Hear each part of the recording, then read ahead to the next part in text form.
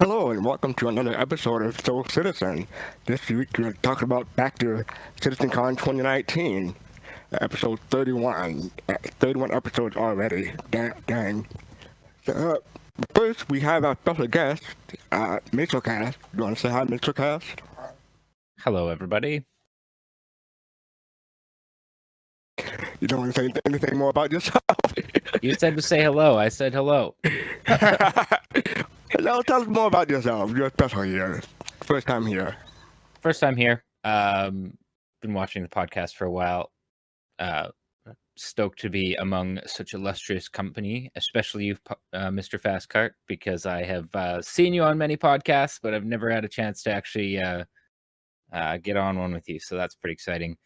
As for who I am, I don't know. Star Citizen addict. Been following the project for a while and like to come on shows and talk about it. Cool.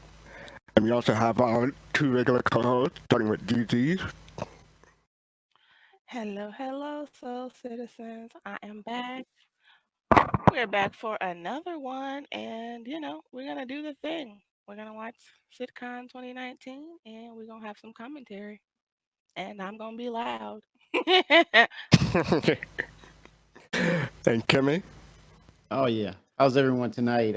Glad to be here and let's get it going because this is the most recent CitizenCon that we're looking at and very shortly we're going to be looking at the present one. So yeah, this will be a good segue into what's coming up in the future CitizenCon next week.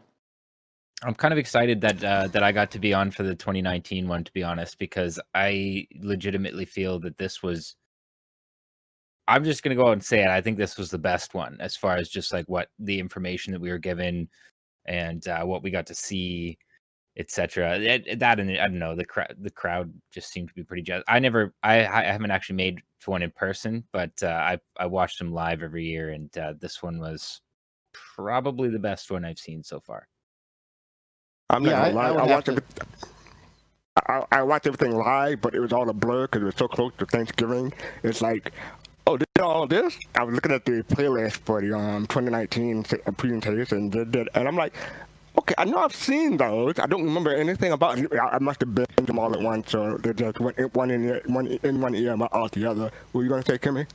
Oh yeah, I was kind of agreeing with MasoKast that it's one aspect where you're watching the CitizenCon, but then it's a total different thing when you're actually there and experiencing the CitizenCon. So it's good stuff though. But there's two components to the CitizenCon event. Uh, Definitely, I would recommend if anyone has not gone to one, you have to do it. You have to go to one. Yeah, I was gonna go this year. I was trying, Kimmy. I was going this year. We all Okay. were, GG. We all were. Also, thank you very, very much to Ex Nihilo Omnia for your 101 bits. Oh, thank you.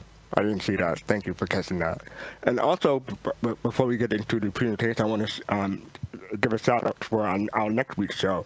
We'll be talking about the 8th anniversary. We have most of the Soul Citizens on. You name it, they'll be here. And it's culminating. This show tonight is culminating for next week for the CitizenCon 2020 or whatever CIG is going to present to us. All right, so Can't wait. well, before we start, they're still working on 3.111. You have any predictions for 3.1? Do you think what do you think it'll hit PTU for everyone, or when do you think it'll hit? You think it'll be live before the 10th? Can anybody pick this up? Can I just jump into this one? Yeah, go ahead. Yeah. Go ahead. I don't know. I mean, we're in wave 1, right? Or did it go to wave 2? It's wave 1 right now. Yeah, I don't think it'll be to open PTU by the 10th. I think they'll try really hard, but if it hasn't hit wave 2 already, nah. I think that it'll just be I think they'll just probably do something in the 3.10 branch or something like that if they do anything in game. Though, to be honest, like everything they've said, they've been just like disclaimer, disclaimer, disclaimer. We're not doing anything this year. We're not doing anything special this year. We're not doing anything in game this year specifically. Like, so I don't think we'll really see anything special in game until like the IAE. So a little later on, that I could see being in the 311 branch. In this particular case, I think CID is trying to have low expectations and then probably deliver something not high, but something more than what they've been alluding to for the past few weeks. So I think they have something planned, but yeah, they're trying to keep the expectations low compared to other CitizenCon. I agree with you. I mean, I think they're downplaying a lot of things and that they have something up their sleeve, but I think people who are expecting like an in-game CitizenCon or a live stream thing when they've said over and over that they're not planning on doing that, I think they're kind of setting themselves up for disappointment, if I'm honest.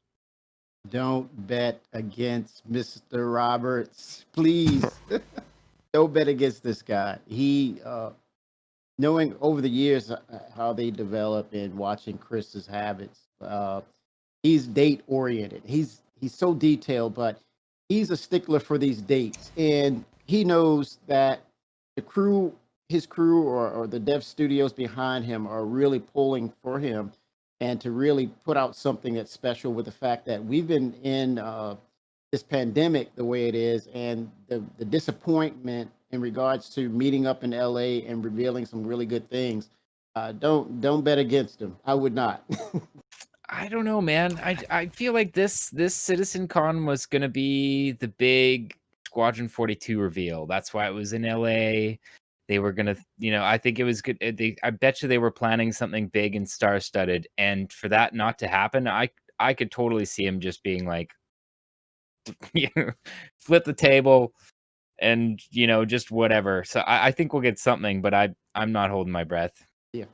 Yeah, I agree. You Go ahead, gotta Gigi. consider if they don't do anything, are they gonna take a massive financial hit in what's usually their largest month of the year? Oh, this year's been so good, they won't notice. Yeah, exactly. I think it's more technical in production of them producing the goods, as far as potentially something with Stanton, potentially something with Pyro, more ships. More on the technical side, we'll see some things, but as far as that production of really revealing and the showstopper type deal, I think it's a good thing. You heard that saying, things happen for a reason.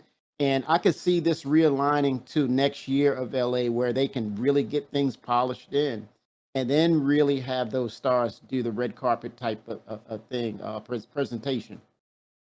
Yeah, you hit on what I was going to say. I was expecting them to do something like a red carpet or have the stars out from Squadron 42 this year, but hopefully we can get that next year.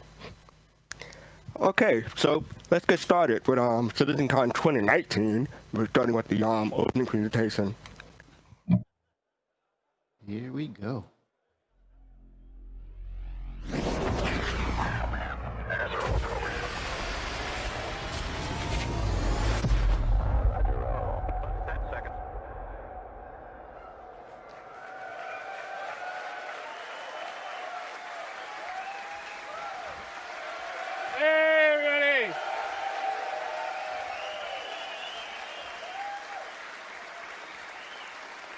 So welcome to Manchester.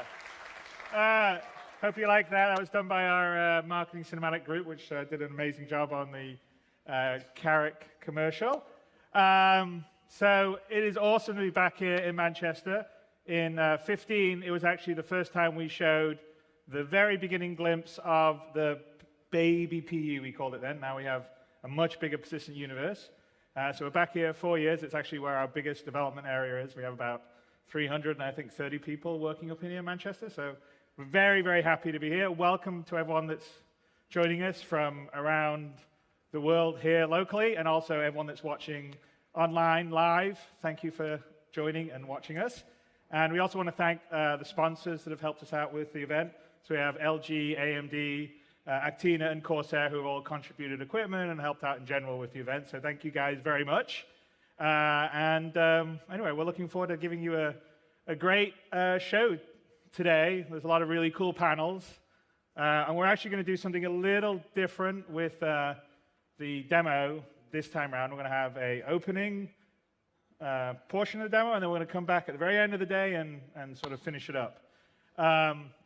And just also let you know that the auditorium panels that are going on that you guys can go and see during there, and there's some really, really cool and great ones. I also don't know if you guys are going to have a chance to check out Theaters of War, because I think that's still in the early stages, but it'd be really great to have your feedback, and I think it's going to be kind of cool and fun. But the auditorium sort of talks will be available on YouTube in a couple of days for you guys. So let's do our beginning demo and go from there. So first, let me call our two on-stage demo players. So Glenn, come on up.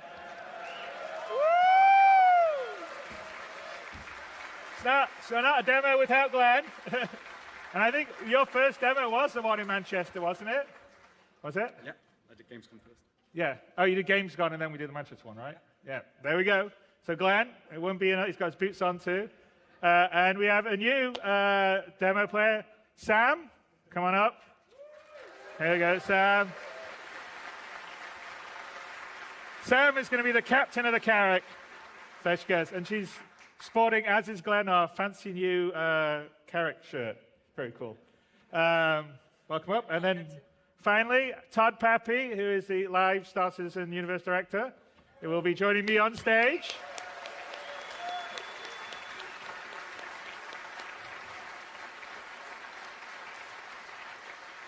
And I have a couple of hidden individuals over there that I will bring up here shortly when we get into the demo. All right, okay, let's start it. So we're here in the Carrack after, I don't know, quantum travel, coming from somewhere. And Go ahead, Glenn. Let's wake up out of bed. After he's done a fancy pan around the Carrack to show you. And we're out here, we're basically in orbit around Microtech. Yeah.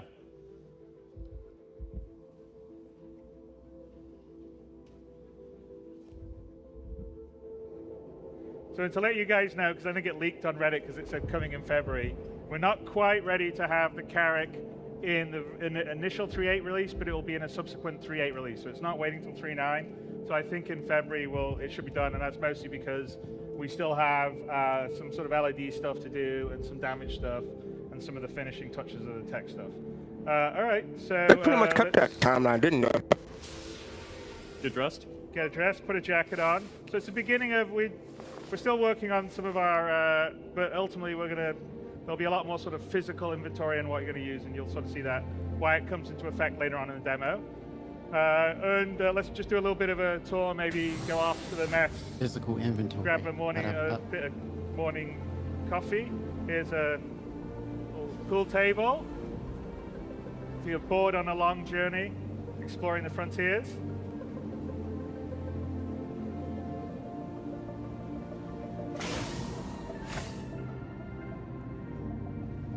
There's a mess on the other side of the living quarters.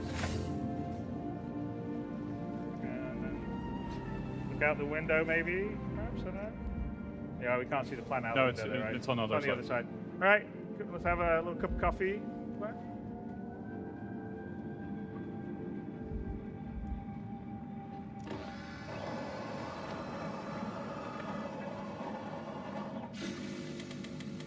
So we had coffee in the last CitizenCon demo. So yeah, well, again, this plays towards our actor status, which we'll get into a little bit later, where you will have to eat, you will have to drink stuff to stay alive. Again, we're not trying to make it so that you have to do it every hour or anything like that, but it is part of survival. And people heard this and lost their minds. Oh. Whoops. Just move.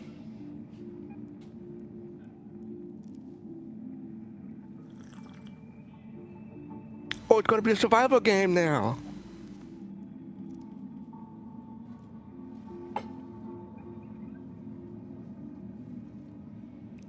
Good morning. This is one of our other players, Joe, on the Carrack. Has the VoIP server gone down again? Yeah. Really? Okay. So Joe was actually. Phil, can you switch to just have the comms that? Sorry, the back-end services that does the VoIP seems to be sticky here. All It was the on our exasperation previous, and then in, it went in off, his and then it's voice gone there. okay. VoIP's gone down now? So Really? here's Sam. Yeah. Something going wrong in the presentation? That never happens.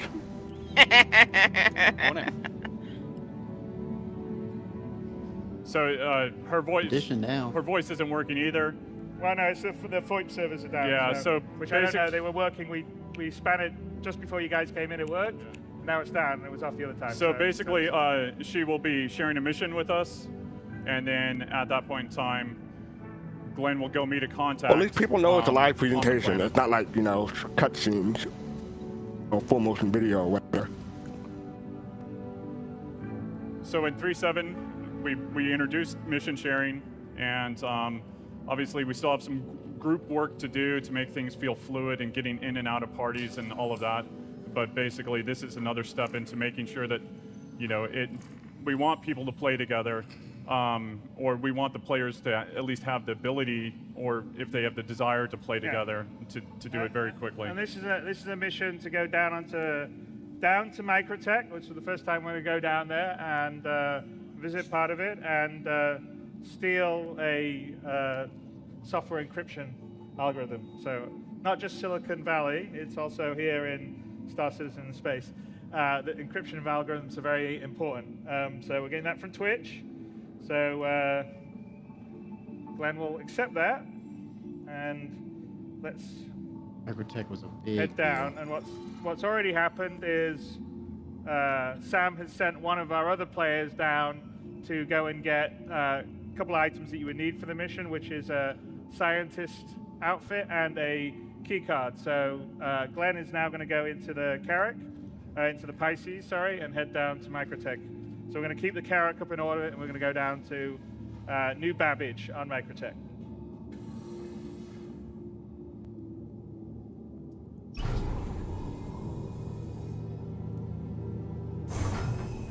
So as you start seeing here, we are rolling out the new building blocks in the UI.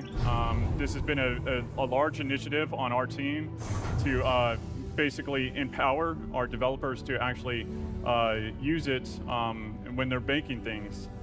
So, and versus it being bottlenecked by our previous smaller UI team. All right, that's the upper bridge in the Carrack, and see that?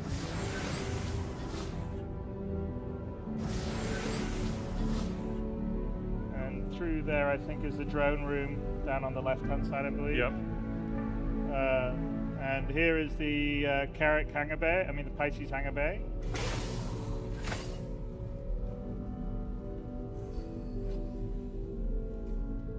I was watching a little bit of this morning or this afternoon. I was like, I hope they have their helmets on, but no, they're not. I was afraid something like, they might die because of a bug, but we'll see. And in the back, there's the 2 rear turrets, and then also the engine room here, which is another one of our players. So Glenn's going to ask him to open the hangar for him when he gets into the Pisces. But of course, since our back-end VoIP service decided to die, and our back-end stuff, you just imagine it being said.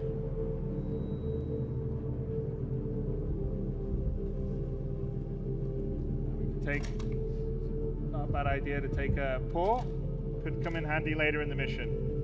All right, let's go in the Pisces, Glenn.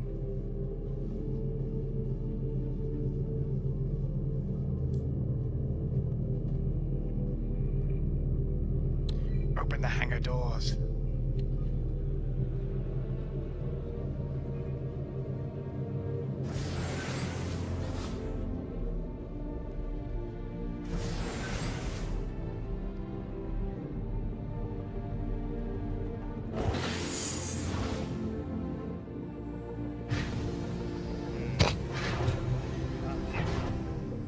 All right, so we're gonna go to the Pisces.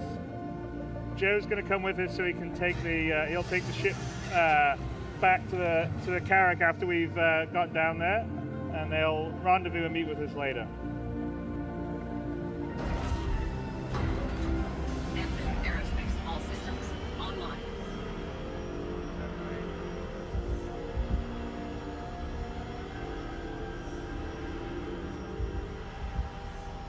Can we get player 2 on my screen left, please?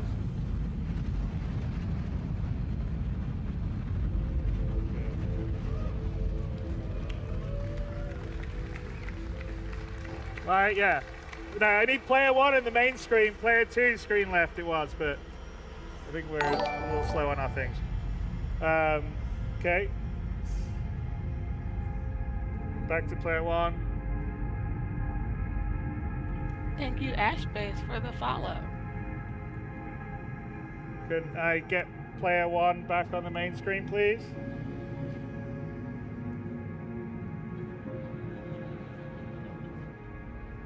Seeing the Pisces come out of the bay Player was 1 main pretty cool, screen. I will Thank you. say. Even Yeah, though, like I right. said, I thought this mission Okay, that's was player 1 on the screen right, I main don't know. screen, please. not my favorite part of the CitizenCon.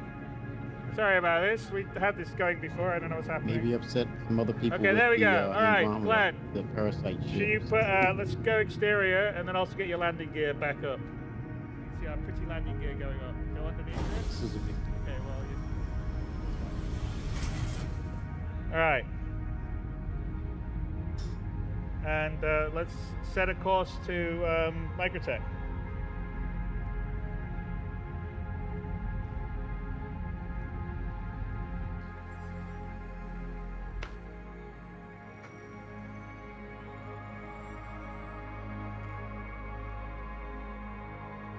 And can I switch to have player 3 on the screen to the right, the very right screen? Player 3, please.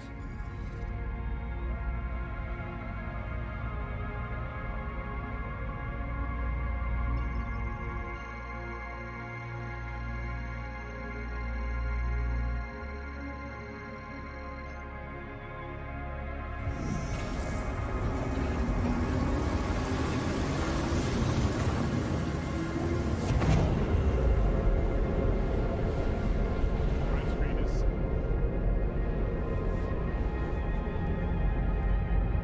player 3, right screen. Okay, then kill the right screen. Kill the right screen. Very right screen. Okay, here we are. Coming out. No. No. Player 1, the center screen. Player 1 should be the center screen. This whole demo, please. Okay. So we introduced space stations around orbit, around the planets. They will have hubs and basically other shops and all of that. So that will roll out with 3.8. So every planet, Lorville, ArcCorp, Microtech, and then obviously we have Port Alisar. Yeah, and this is Port Tresla, which is the orbital station around Microtech. And as we're going to descend down to Microtech, I want to bring Ian onto the stage. Ian Leland is our art director of the Persistent Universe. And so one of the big things that we're rolling out with 3.8 is Procedural Planet Tech V4, which is pretty amazing. And Ian, I want you to start talking about it. Okay, hi everyone. So, Planetech V4, this has been a major tech initiative for CIG. It's something that we felt very passionate about working on, and some very, very clever people have been working on it. Fundamentally, previously, we couldn't have done a planet like this before, so we're really excited to kind of put it on screen today. One of the first things that you'll see is now we have what we're calling large-scale terrain shadows. So what this means is, even from space, Planetech is you'll see really, terrain really good. formations like a mountain cast like long, beautiful shadows across the landscape. Down over the top. And because Microtech is largely snow, this is kind of important, right? Another principle of V4 is we want to dramatically reduce the amount of biome tiling. So what we want to do is it should be a 1-to-1. So what you see in space is what you see on ground. The type of popping, crossfading, we want to get rid of that completely. So it should be a seamless transition. Also here, we knew it was going to do a cold planet. We thought it'd be really good to have a frozen ocean. So this was a brand new shader. It was my impression that a lot of the popping and stuff like that was the Vulkan so renderer was supposed to fix that. On it. Huh. Yeah.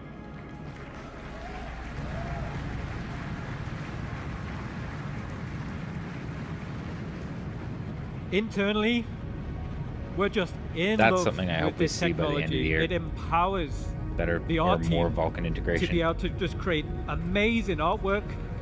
Yeah. Or maybe Q1 next year.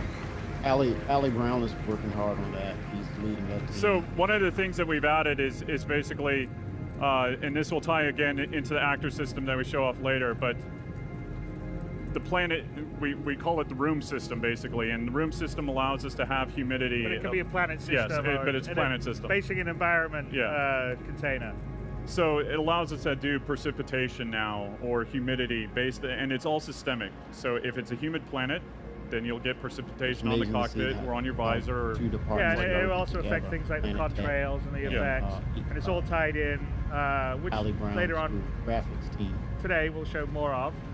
The other thing that we can talk about, other than how beautiful Planet V4 looks, also the fact that, like, I don't know if you noticed, but it's like you don't see repetition of biomes. You don't see, I mean, it just seamlessly from the outside in. It's just smooth.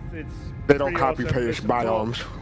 Today that we'll like talk in about some the games. graphics tech behind it, and also just how they created the stuff. And as we're flying here, one other thing I want to point out, which is not necessarily the Planet Tech V4, but it's we've been sort of working on the flight experience, and that's an ongoing project for the combat and the flight experience. But one thing that we'll roll out in 3.8 is what we call the look ahead setup for the cockpit.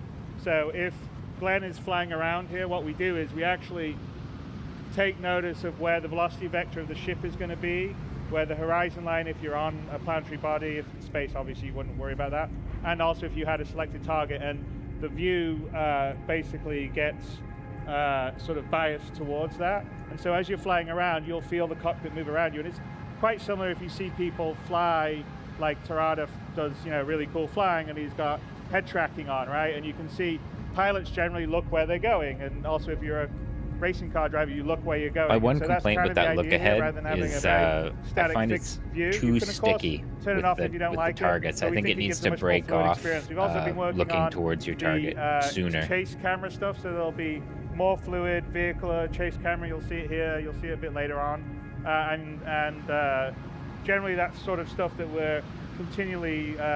Would you prefer a slider to say how sticky it'll be? Coming up to yeah, that'd work. So I'll give it to you, Ian. Also, another thing which is super interesting.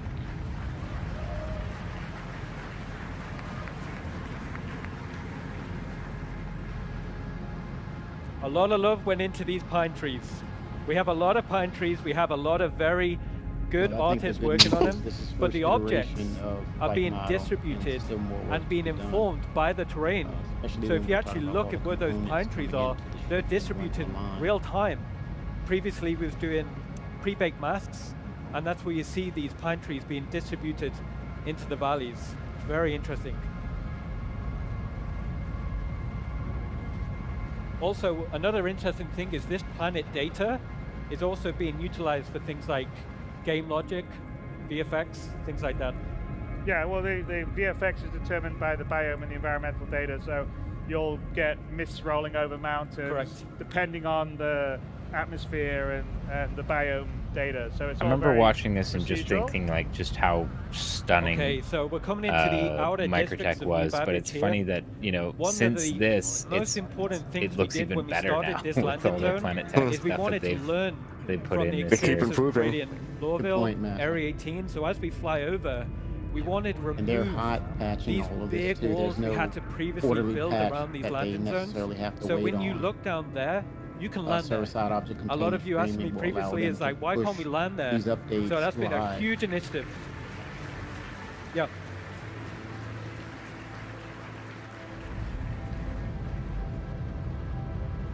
Well, we're also for 3.8 significantly improving the no-fly zone and how you visualize into it. So we won't have like this big ugly mesh that just gets in the way and blows you up. So I think that will help in most locations. But yeah, you can definitely see the sort of learning that's gone over multiple landing zones, no-flight zones coming to fruition in New Babbage, which to me feels like probably the best of our sort of cityscape so far. Yes, we're very proud of it internally. Here you can see one of the signature buildings of New Babbage. This is what we're calling the Aspire Grand. Good job, Glenn. See if we can get through that. Fancy dancy. Woohoo! One interesting the Aspire thing. Grand is probably where, if you were starting on New Babbage, it would be one of the places you would have your hab. I've got a slide to show you later on today.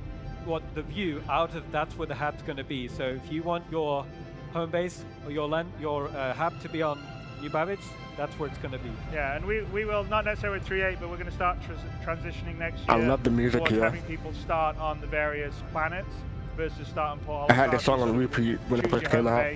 Whether it would be Hurston or Microtech or Crusader, or Area or Arcport, and then that would be sort of your starting base in terms of playing the game. And we also understand that you want to get in and out very quickly, so again, that's why we're putting habs in the space stations around, so then you can stay there, you can get in and out very quickly. Oh yeah, no, exactly. So in spaceports, we will have like motels in airports. We'll have that as an option when you land or not, and then also you can have your sort of permanent apartment in the city, so to speak. And you just pick where it is. So I think we're just heading now to the kind of New Babbage interstellar spaceport, which is actually not. It's across the frozen lake. It's across the lake. One interesting thing is when we were designing New Babbage is we actually geographically scouted where they would build a landing zone. So we built it around this nice water feature.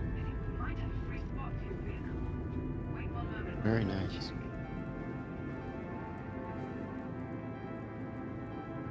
Glad you didn't ask to land, did you? What was that? What was I heard? Yeah, she's just greeting me. What's that? She's greeting me. Oh, she's greeting you. Okay, right.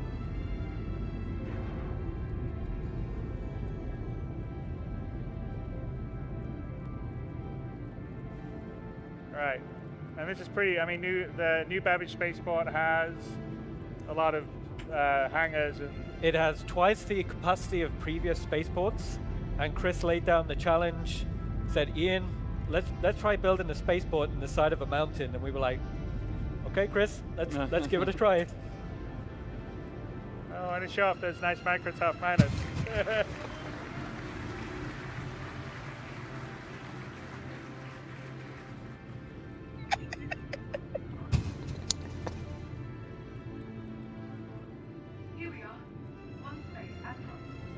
So we've been working on our comms calls internally to get what we would consider a gold standard on that, and then we will slowly roll that out to every AI. Yeah, and then we still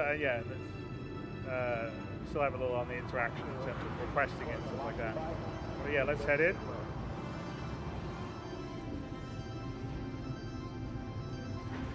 Come on, Glenn, you can do it.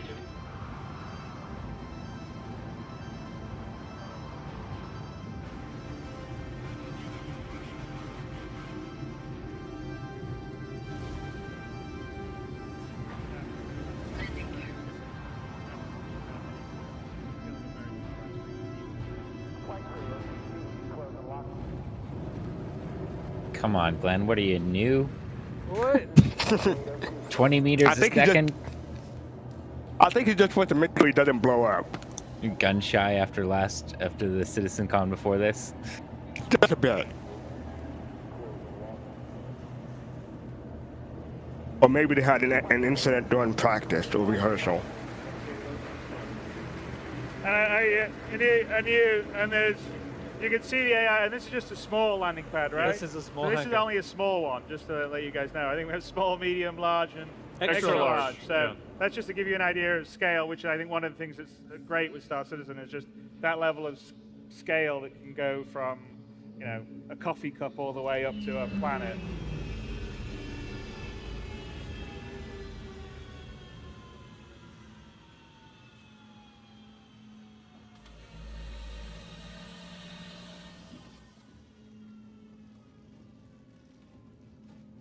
All right. See you later. Choose.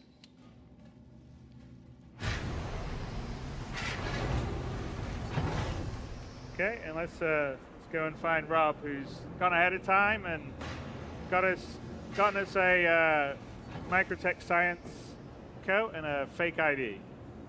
It's just like going out drinking when you're 16.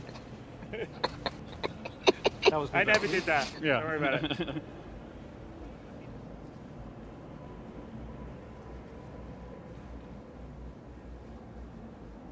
So just one thing to note on 3.8.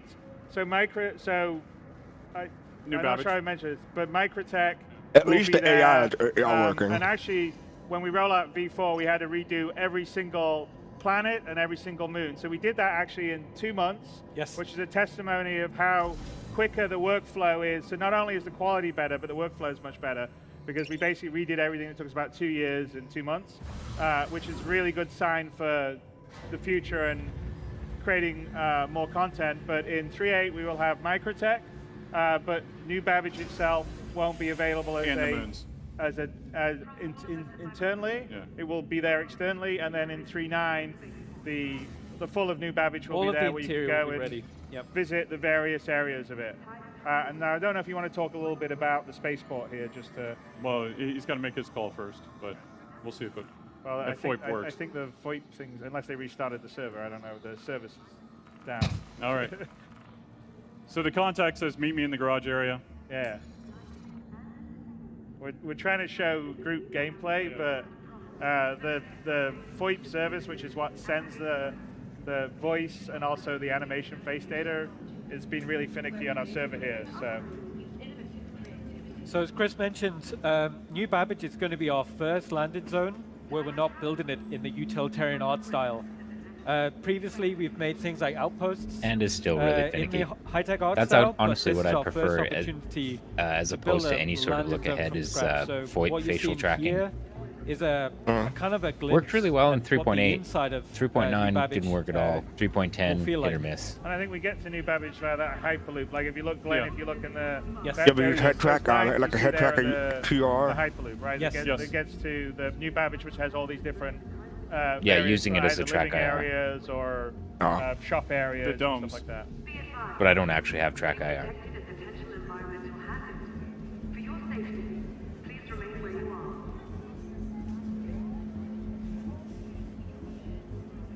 Microtech, the Empire's leader in cutting-edge technology, where creative innovation meets innovative creativity.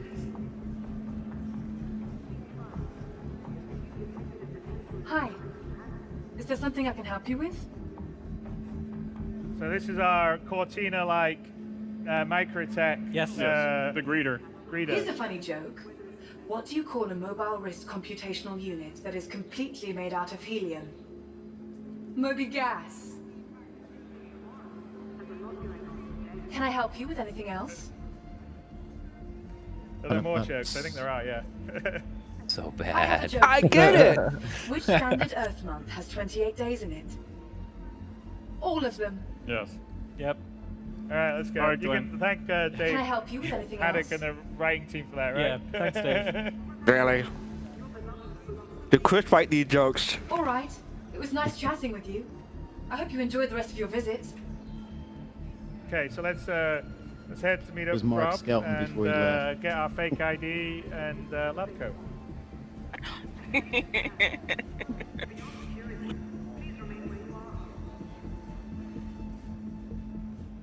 So this is how you would access the garages that we have, so you can drive around the city and drive around the planet. Ah, over here. You must be Glenn. I am. I think you'll find everything you're after just over there. Ooh, how about Thank you. that? Just a quick update. Oh, I remember this. Get a lab coat. Current situation, and hope to have you on your way soon. Your patience is appreciated.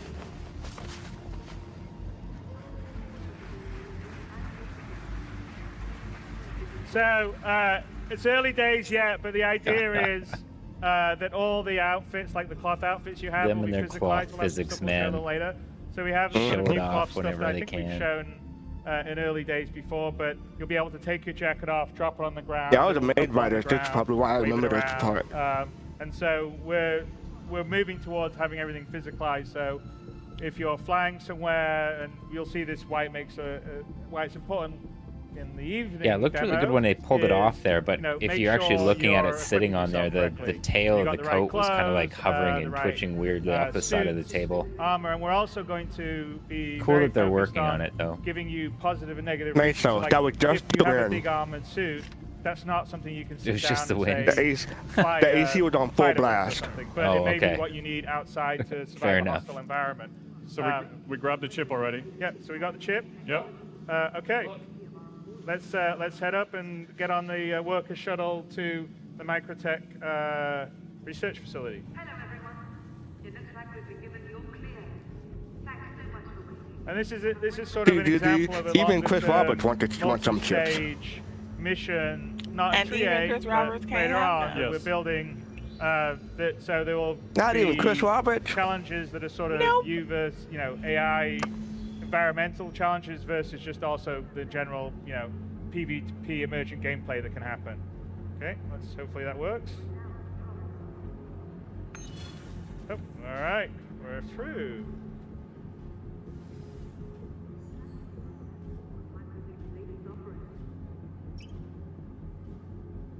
If only the turnstiles in Boston would work that well. Or the ones in Same with Chicago, for that elevators the matter. world over. Way through. And then there you are. Okay, Microtech, home of the Moby Glass.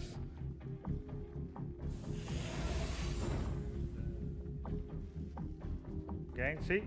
No more of the silly button with the interaction on. You're actually interacting straight with panels. And that is, again, as Todd was saying, part of what the building block UI is going to allow us to embed UI and interactions much easier in the game. So we're up on the rooftop shuttle area.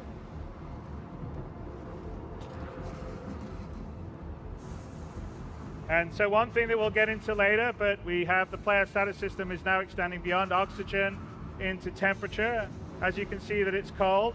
Don't know if you noticed, but we are actually have breath coming out of our mouth.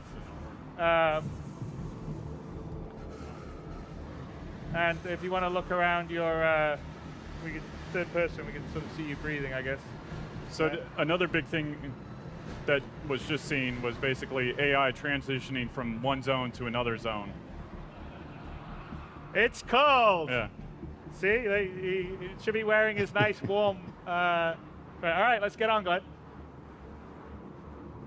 But yeah, so like Todd was saying, it's early stages yet, but we have AI transitioning between zones and grids, nav meshes. So theoretically, you can have an AI come fly, a whole group of AI fly in, land, a whole bunch of troops get out, say the back of a cutlass as reinforcements. Correct. In a combat and you fight, which is something we haven't been able to do up to date. So it's really quite cool. And this is actually an AI flown ship that's taking us on a shuttle towards a research This facility. Valkyrie skin works so well in Microtech. There we are. So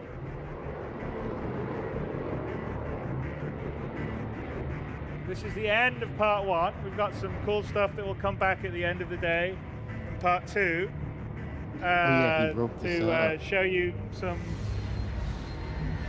even bigger stuff we're working on. So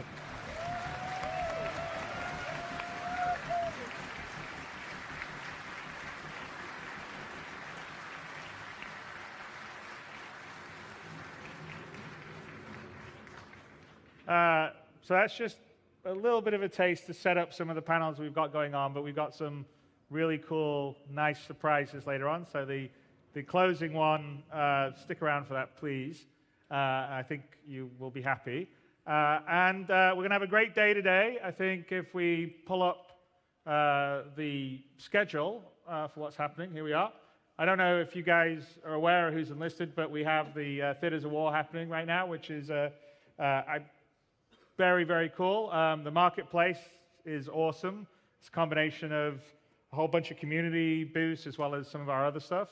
And yeah, check out the panels. There's some really interesting, great stuff. Jared, over here, do you want to sort of, we'll pull up the next card, and you want to talk about what's up and coming? There you go. Hello, you, Jared. And I'm really looking forward to seeing all you guys a little later on this evening. And I hope he's you have clean a great, shaven in you'll this have a one. great day. Thanks so much, Thank Chris. you. You're welcome.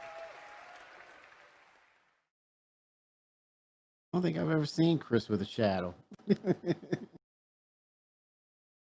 All right.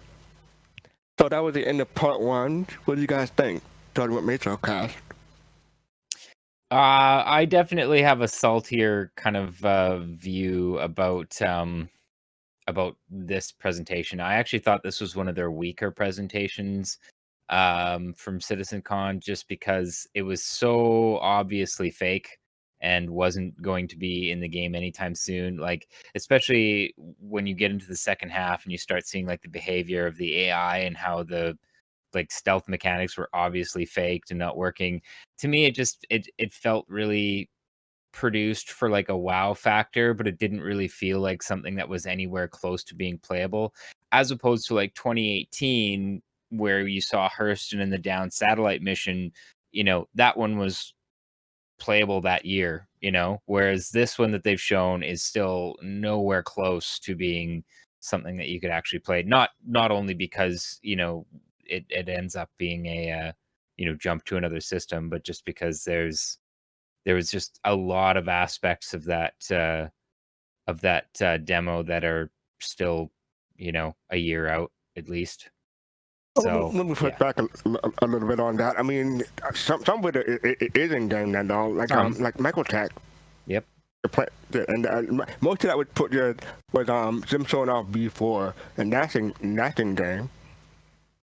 There was there were some aspects of it that are in game, but there's still like key aspects, like for example, honestly too, like the complexity of the mission.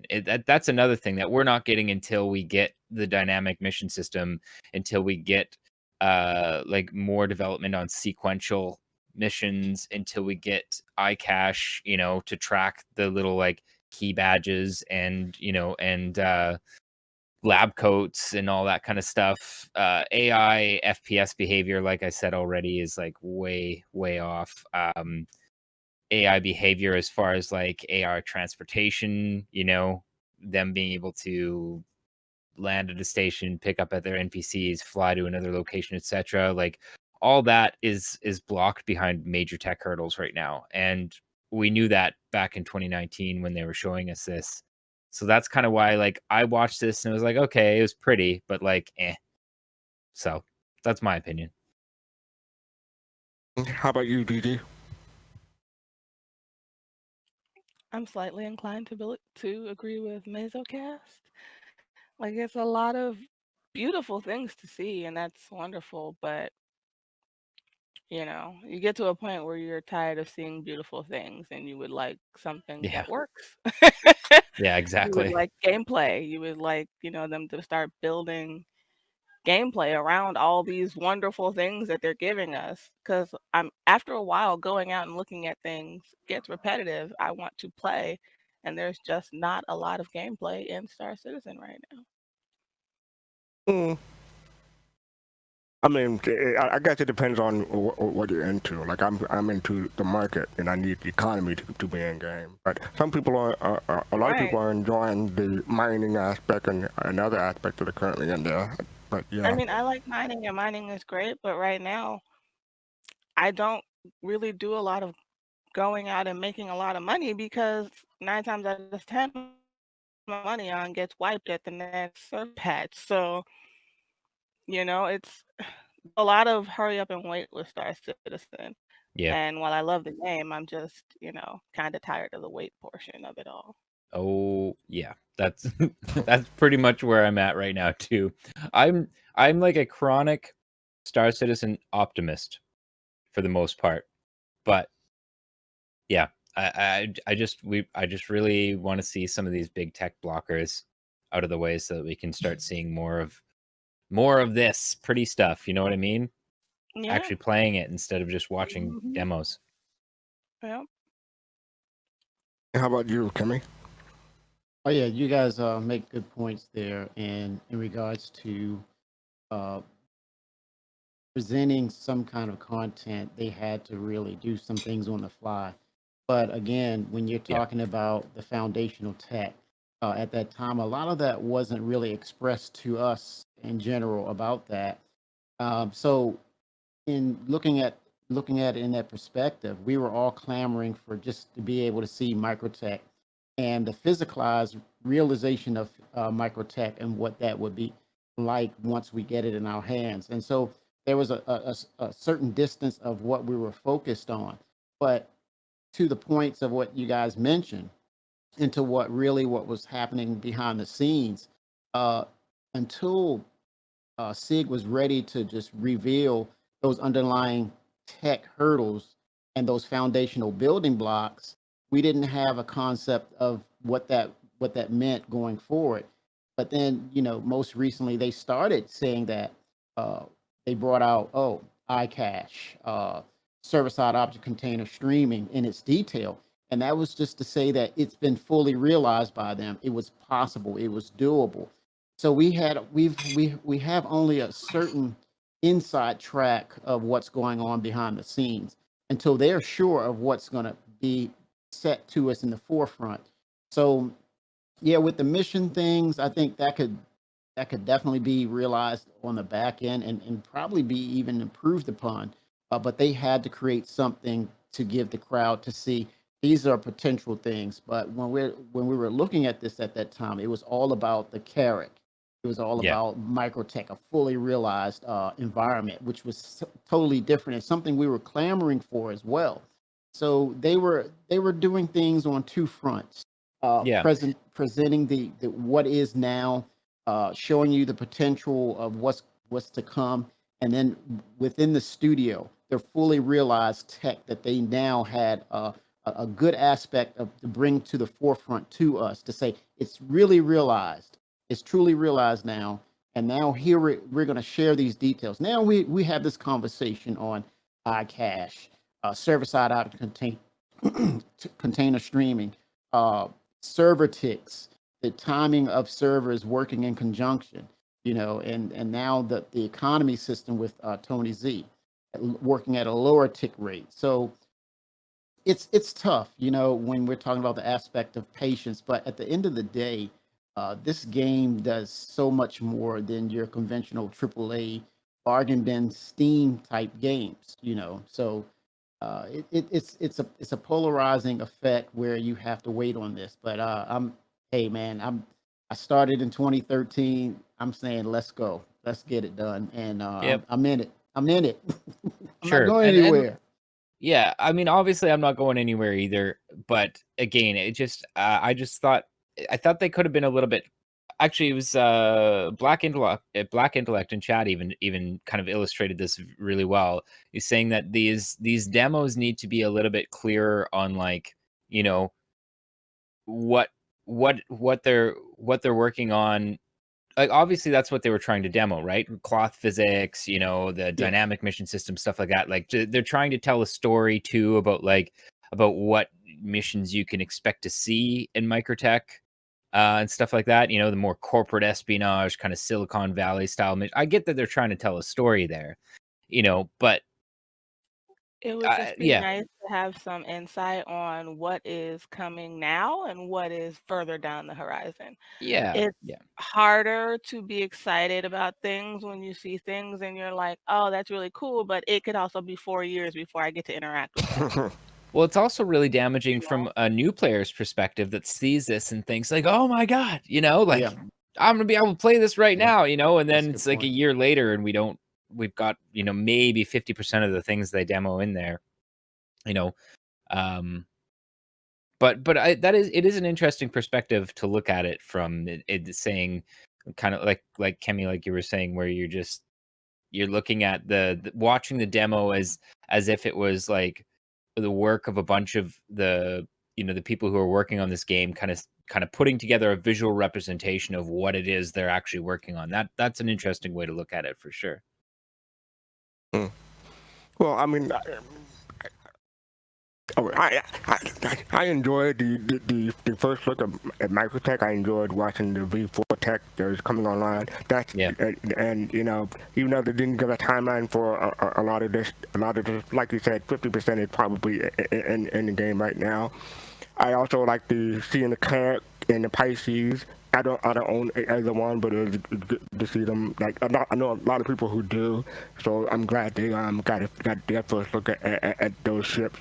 And also, I mean, the cloth mechanic that really impressed me. It still does. But I mean, I was blown away when I first saw it. Like they had like one. I think it was a Gamescom. They had the a ship covered with the cloth. Yeah, so and you know, so I'm always impressed with that kind of stuff. As far as the mission part goes, it's not the kind of mission I would run. So that's why I gave it a pass. But you know, for some people who may run that kind of mission, yeah, I can see maybe it's not up to their standard. All right, so let's go to part 2.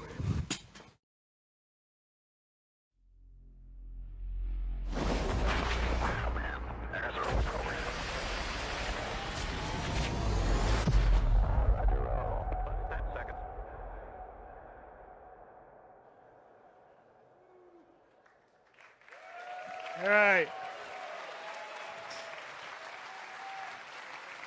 Hello again.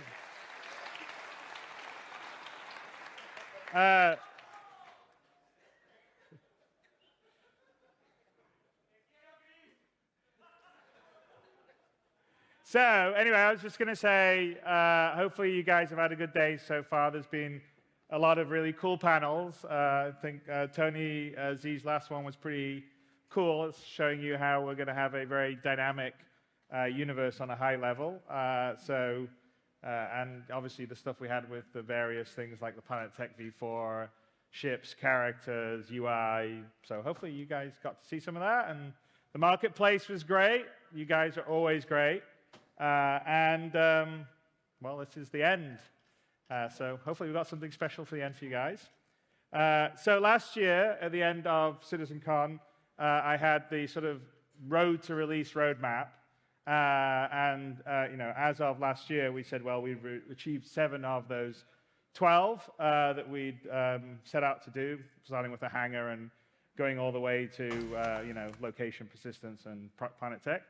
But, you know, since then, we delivered the OCS and band culling at the end of last year, which I think made a big difference on the client performance. You know, we got a few things that we're doing this year. So, if I go. So we've showed it, but Planet Tech 3.5 is what we did last year. Sorry, I'm behind on the... Can I not get this up here? Otherwise, I'm going to have to look. More to Maso's point, I think they're probably going to do something like this year. So we had ship purchases, ship rentals, which is actually quite cool because you don't have to buy with cash any of the ships. You can rent or purchase them with money I could see that. in the game. To be honest, they've done a really good job of keeping this close to the vest for some, you know, which is, you saw a little bit of that in Alpha 3.7. We're more serious about that. So really we've moved the teams to 6-month cycles. We're still delivering because they have no every 3 months, but the manage teams themselves get expectations 6 right now. months They to work cannot on let their expectations features get and out their of hand content that with will go this. into whatever So they have patch no they're sort of choice but to designated play it for. close to the And I think it chest. gives them more time to do good work and iterate and Agreed. give you a better experience. And we're Because they can show us slowly something working on that's aspects amazing, and then we can all of be the surprised and be like, gameplay, "Holy you know, in crap!" terms of, say, And the if they feel of show us flight, the something feel of that's not combat. as We're amazing, we doing can things still be like, you know, "Wow, that's Sean pretty was cool. They showing did the sort of something, theaters you know, of war for us where at all in a it's really a, difficult you know, time." that's a Totally. good sort of contained, Especially when they said that they dynamic weren't going to mode do that anything. will allow us to sort of Exactly. fine-tune And if they do what's nothing, really cool about you know, Solstice, we which can is sort all. of the They mixed have arms, all we have to say is the that they ability told us to, you several know, times be over they on the were going to ground or do in a vehicle nothing. or up in Yeah, space. back to your points of And so presenting we something and are then we increasing our don't see it, focus or to it's make sure that the way game off experience a now couple of is, years you know, from now. 3.7 I think is probably our most stable release today.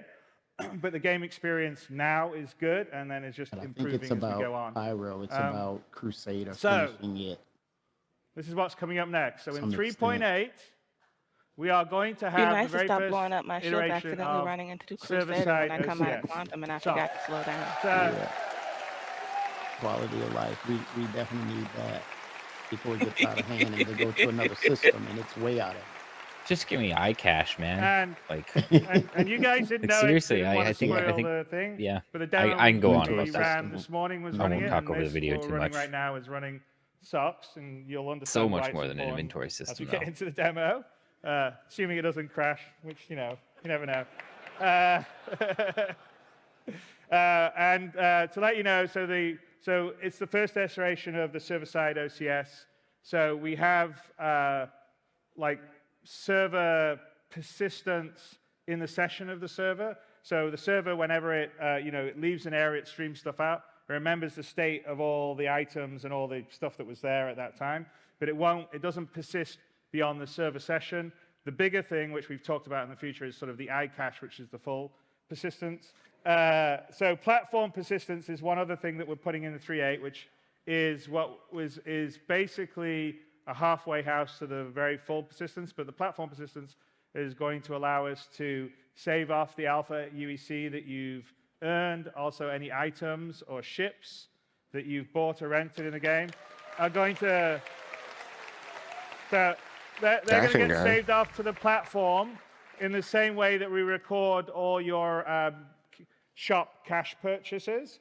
And so when a new release comes, we can re-entitle it back to the account in the same way we do for everything that you do. And the plan with that is to not have to wipe between iterative releases on a major release, and potentially even from one release to the next.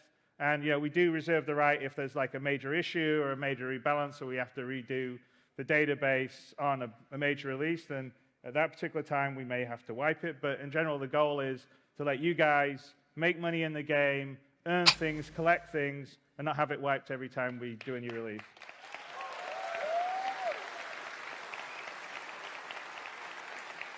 So we're aiming to ship that with, that will hopefully be, that should be with the 3.8 patch cycle.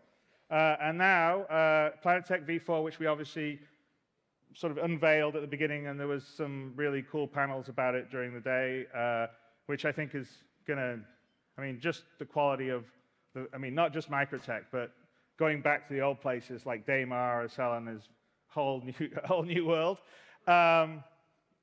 One of the focuses we got upcoming too, which we've not particularly managed to show well this morning, is the social group gameplay, but that is a focus for us to make sure that the FOIP and the VoIP and the group gameplay stuff works well. It's important for us to get stuff working for, as Sean mentioned, for the Theaters of War, but just in general, grouping up with your friends in the universe, doing stuff. And so that is a focus, and you'll see us iterating on that for 3.8, 3.9, and onwards. More robust missions. So we've got that's something they succeeded with this year for sure.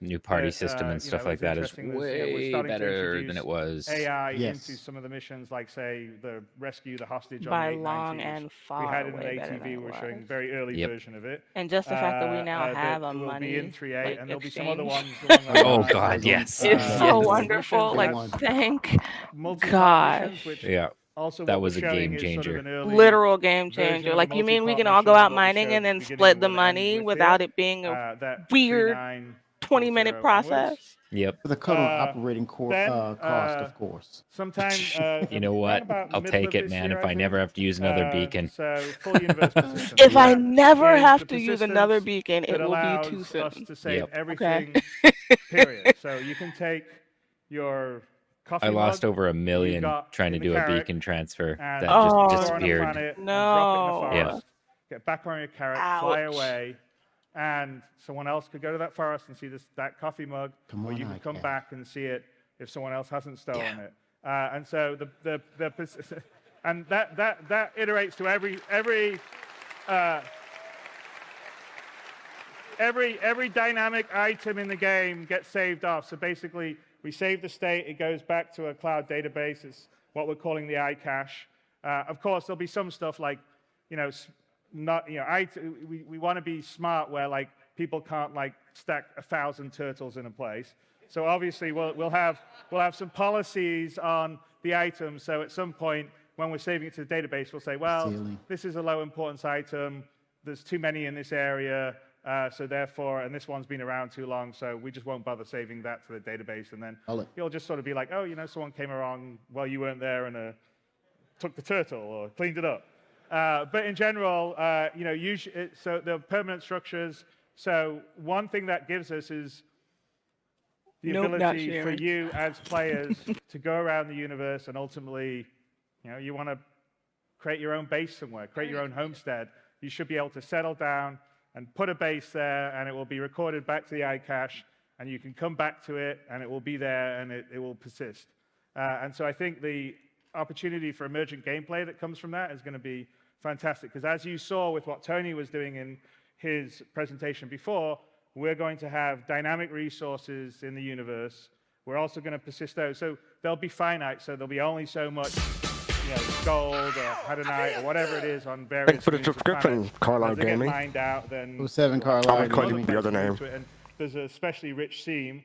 I can see a group of players coming, setting up camp there and starting to mine the resources. And then I can see some other groups saying, oh, well, that's great. I want some of that.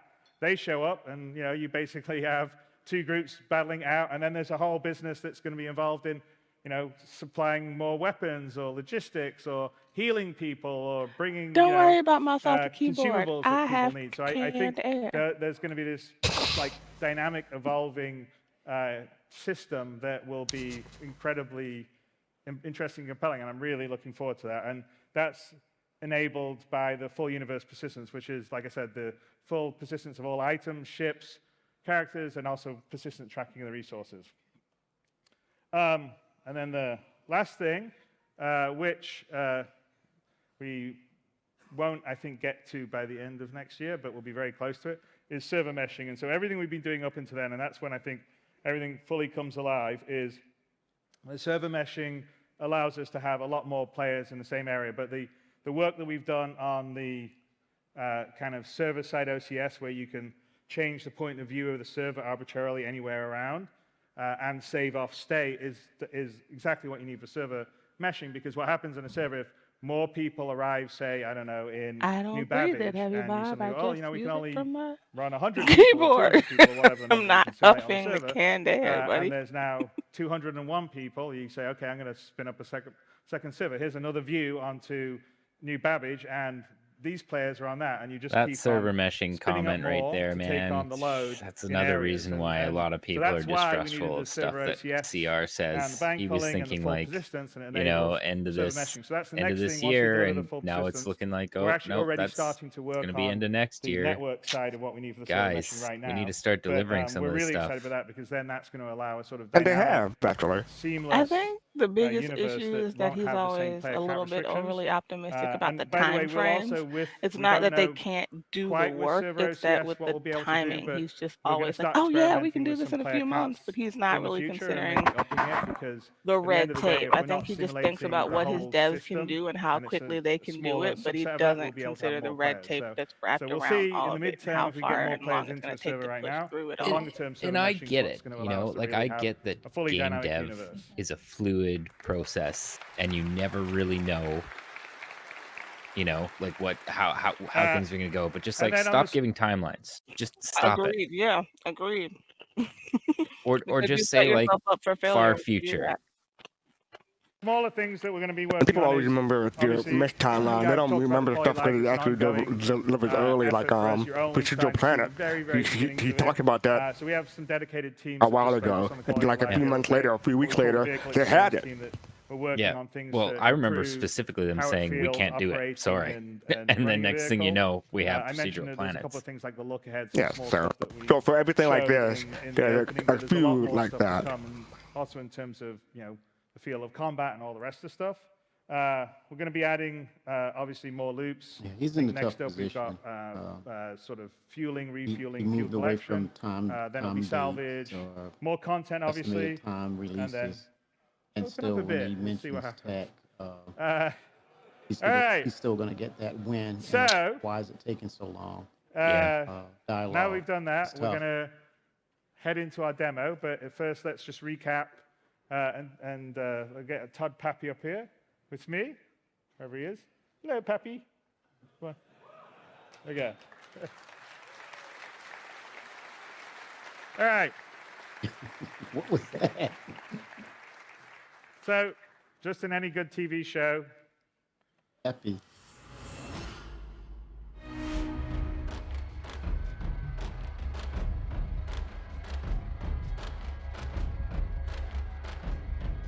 You ever realize how tall Todd Pappy is until you see him standing next to people?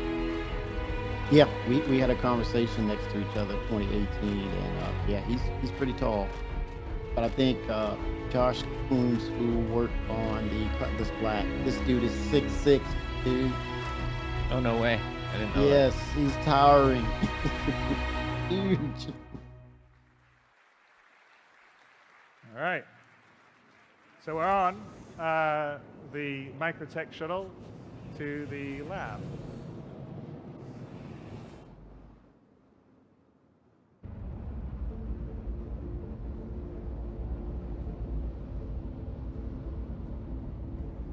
Can we get the quadrant?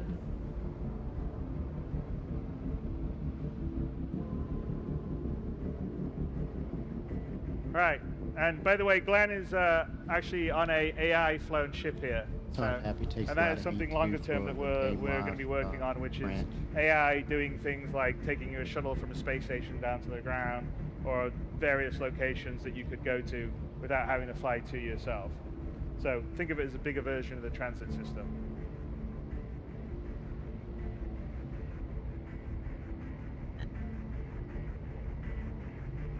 This is a bright planet, I'll say that. I feel like I need sunglasses just to watch this sometime. Man, like I was seriously considering Here's getting one of the those things that blue I light think Ian's talked about. video we talked game about is glasses that we want to because sometimes increase when I our range go of, we have here, it's outposts just with so the rough on my eyes. We want to have points of interest that you would have in I'd love it if they got the like various planets or proper moons. sunlight reflections off the snow too, so you like legitimately did need this some, is sort of some That's sunglasses. too much. sort of first prototype of that. Yeah, Too much so immersion. basically multiple entries, multiple exits. Obviously with Outpost, you got one way in, one way out.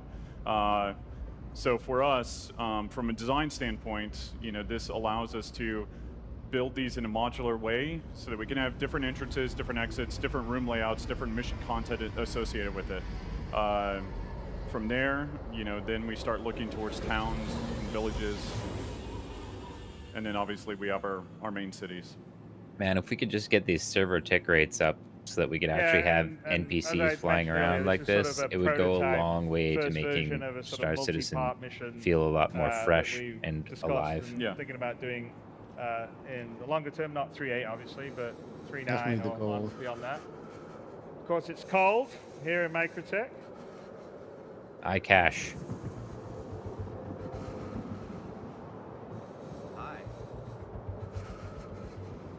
I feel like this was a bad group to put Kimmy on with because he's so unfailingly optimistic. Oh, And I feel like we're just dragging him real, down. no, I'm realistic. I'm realistic. I focused on So you'll the see, tech, now that we've entered into the room, and it's the hard temperature when you that the character feels changes, and he actually starts have returning those back to normal. expectations, and I kind of not focus on it as much because it's not going to help you at all. Yeah, honestly, it's only going to add to your frustration. So I'm good at filtering that stuff out. I typically am too. I'm just feeling a little bit of burnout right now. That's why I've mostly kind of stepped back and I've just been like playing some other games and stuff like that. Exactly. Hopefully our trusty ID card still works. And me, I'm just a ray of sunshine. I think I'm naturally a cynic. And we take a look out I'm the side usually glen out that the window kind a of bit. person who's when just, you, I am. I'm here. the kind of person who's So going to one other thing which we're going to get be into a on little the further, devil's but we advocate, actually you know take what a I look mean? outside. And it's not that I don't so, love the thing, the it's other that I thing that expect we're more showing from here it. is dynamic weather. And so actually CIG there's has been so good at so many things. I really do expect them to be better at kind of these smaller things that aren't really a big deal and should be done already. Can you look out the window? Maybe not the bigger ones. I, give them a little leeway with those, but So if you I take a just look, don't if you have go a take a lot look out of. here, where the trees go to the And left see, a little bit. I don't really think about it like that personally. I don't think like, oh, this should be done or whatever. Yeah, It's so you just can see. for me, the burnout I'm feeling is knowing So, that all right, we carry on. like we're not going to So there's a see storm any blowing in major right now. content additions come to that in until a bit we better. get But iCache the in. weather And the the weather fact that we simulation haven't seen takes iCache into yet, account and probably won't by the end of the year, humidity, the just makes me wind, kind of go, temperature. ugh, I got to Yes, take a right? step All back, of that. because I know that basically what we're And going to it is have in dynamic, the so it's game set up for now, so until we see iCache, and going likely to a have, quarter or two we've got a after, couple of elements is the still same to thing come we've on been the seeing fully for the dynamic last planetary 2+ years.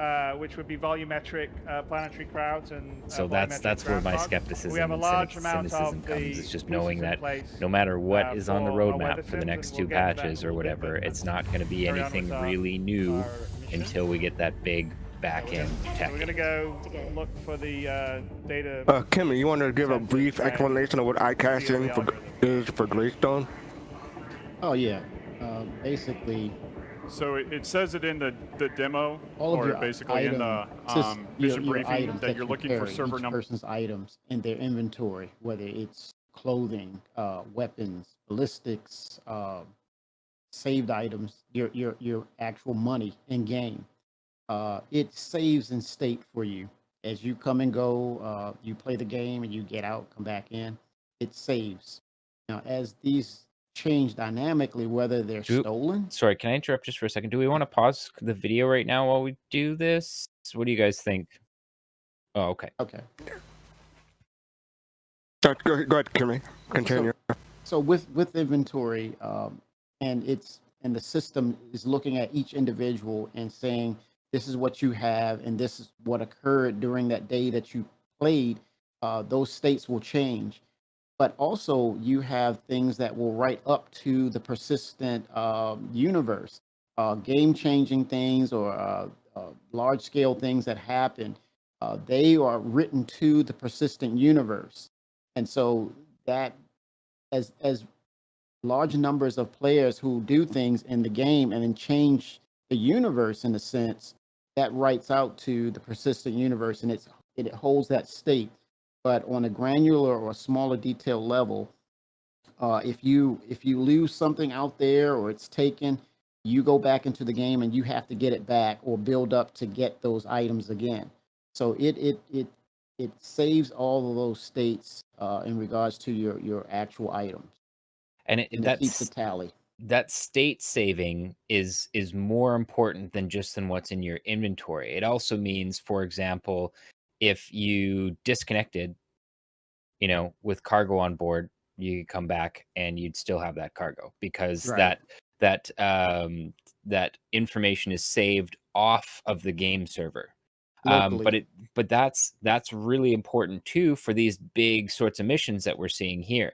You need it to be tracking the state of where you are in the mission, what items you have on you. Like, so the mission system needs to be able to talk to the inventory system in order to do these big sorts of missions that we're watching right now. And until iCache is in, we won't see that kind of mission. And on top of that, it also will really affect server performance, because right now, the way that one of the reasons that the server ticks are so low in game is because it's really inefficient the way that the server queries the player, what items they have, what state those items are in, if they're damaged, etc., etc. It's really inefficient, really bogs down the server. So again, like, a lot of the problems that we have with AI following paths and AI flying ships and things like that can't happen until iCache is in, because Local servers it would just bog down and destroy the server. So, like, that's why I think there's a misunderstanding that iCache is just the persistent inventory system, but it's really, like, it is a key piece of backend tech that will allow for, like I said, these missions that we're seeing here, not losing all your cargo when you disconnect, having more NPCs running around doing things and not derping out and standing on chairs and stuff like that. The desync that you see is in large part, connected to the way that inventory is querying off the server and stuff like that. And yeah, basically, so, like, until that key system is in, the game is going to stay the same, because they flat out said that they're not going to build in dynamic missions and stuff, or new missions, new types of missions, because they just have to go back and rewrite it, later on when iCache is in. So, the dynamic mission system is going to depend on iCache. Like so much depends on iCache. And that's why I keep going on and on about like, give me iCache. Give me iCache. Because when you see iCache come in, that's when in the next couple quarters, you're going to see things like persistent. Oh, that's the other thing. Physicalized damage, physicalized components, salvage, all those aspects of the game need iCache in order to work. So yeah. Anyways, like I was saying, I hammer on about this all the time. I agree with the exclusion of NPCs, though. You don't think that's No, they need server ticks. They need server ticks that are written to them because they're working in single digits. But when they're able to do double digits, then it's not that the NPCs are broken or anything, or people say it's bugged. But the server ticks need to come up to double digits and sustain that way. So they're working on the server-side object container side of it by setting timing between all the servers. So they work in timing. So that way you have consistency across the NPCs as opposed to them T-posing everywhere. So but you know what else will bring up server ticks? iCache, because because the servers aren't just like going nuts trying to query everybody in the server and all the like 50,000 items they have on them and stuff like that. So that's why it's hand in hand. Your server meshing is going to be satellite servers working in conjunction. So don't think or don't believe that you'll never get a 30K or you get crashes. It will be more local, not globally. Yeah, you'll still crash. You'll see a crash now and then, but the iCache will leave you in that same state and you'll be able to get back in with your friends, and you're right back in as if nothing happened. It's going to be the server meshing will be localized, and they'll team together to keep your save states as well. So good stuff. All right, so let's pick up where we left off with the video. Number 5. Thank you for the explanation and conversation. Around. Sorry. I hope it didn't have to confuse anybody even more.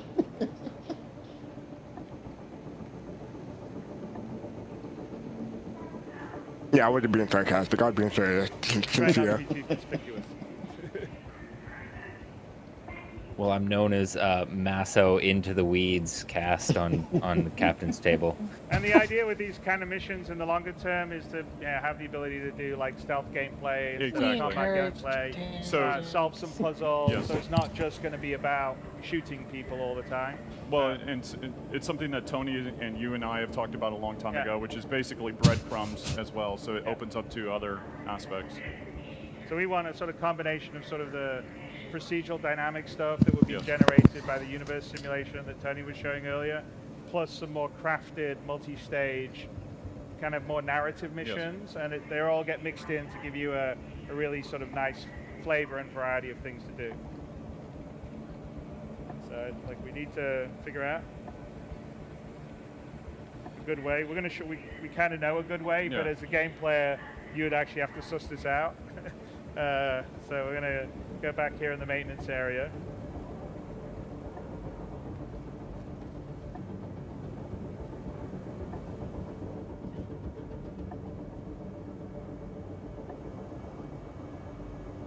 Great.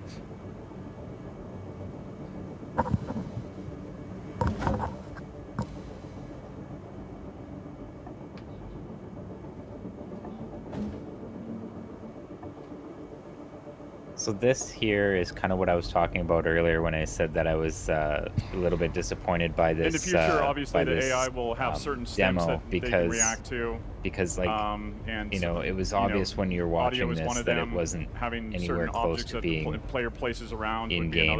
Like the NPCs, like they're trying to make it look like you're being all sneaky and stuff like that. But in reality, the NPCs just have their aggro radius is turned off, or whatever you want to call it. So this was kind of the part where I started kind of going like, oh, okay, well, this is pretty, but but ... But Maso, this makes me think about the Chapter 8 demo when I And, had Mark yeah, Hamill. And again, there was they were things like showing we the took the vertical Glenn's slice gonna of take Squad his, Yeah. 2 where the guy was core, going through the the airfield. locks on Yeah. the So I'm wondering if they multi-tool, borrowed some of that and tech we and brought it we're over. gonna Yeah. Most pour them off. assuredly, yeah. Picking up these grates and stuff like that. Except There for you go. this one shows a little bit of But yeah, this is, progress the because idea when they is, pick up like the grates and put them FPS down in the match, like vertical the slice, multi-tool the has grates just like different stood up modes. all weird. At least now they fall down properly. Mining, Yeah. could be welding, repairing. In this particular case, we're just going to cut the 4 kind of hinges, locks off, so we can take the I'm grate thinking open and get forward, through it. man, that this could be a part of salvaging, especially if you come upon Oh, a yep. capital ship. Yep. You're And gonna, again, this is, you're gonna I go think through we these talked a little bit vents about, and such. Or have to especially cut with something components like out. whether the weather or the temperature. It's about Now I'm gonna channel taking, Griff because like, I can hear him physical saying inventory, taking the everything things that you need. Sig puts in the So do I games. need a They're gonna tool use to go it. and It's do not something? just Do for I need to any have, other an reason. outfit They're that will gonna. keep me It's warm not or- waste. Correct. They're gonna or, use you know, it. protect me from fire. And I mean, I think even with our combat and everything like that, we want people to actually think about what they need to Even do just like first. even just like forcing entry too into you know, like if you're a bounty hunter trying to break into a marked ship or a pirate, Are you you know, looking for Yeah. the you're exit? gonna be able to cut your way No, in. he's looking Yeah, how to ship turn that off. jacking. No, Yep. it's on Yep. the bottom here. Go down here. Good point there, Mass. See that square? Move your cursor down. You don't have to go through the front door all the time. Can you tap to it? I'm telling everybody and anybody you jack my Your mouse ship, I isn't will working? hunt you down across the entire Gigi, you don't even fly big ships. What are you I talking do about? not care. I will hunt you across Right, the Glenn, entirety press- of the universe. So understand this. That can't be right, right? Hell hath no fury like a GG Like a scorn. Ooh, Lord, don't say it, man. you ain't Don't say it. seen it, okay? Leave it alone. Don't Come out. Don't do say it, not. man. One way. There we Okay, go. well You should have done. seen what happened when I tried to steal one of her chips. Right there. So that's the, you know, as you guys know, there's an inventory. There's a personal inner thought Yes. system, which is Richard is the personal inner thought with 3.8 or 3.9. 3.9. 3.9. So the personal, so yeah, that's sort of work in progress. But the personal inner thought is in 3.9, which allows you to access a whole bunch of sort of actions or interactions that are sort of on you or would be your thoughts. And so that's a very early version that obviously for some reason is bugged, but we weren't actually meant to end up triggering that. So we're looking for a data card. We're going to steal. There's a guard on that side. Just make sure you Well- stay out of that way, Glenn. There you go. Okay, here. There we go. Take the data card. You can take that one, or I think he's Oh, gonna... make sure you he's stay out of the walking on way of the desk. guard that can't actually see you. Yeah. Still run the... It's for Be quick. Right. Yeah, Quick. exactly.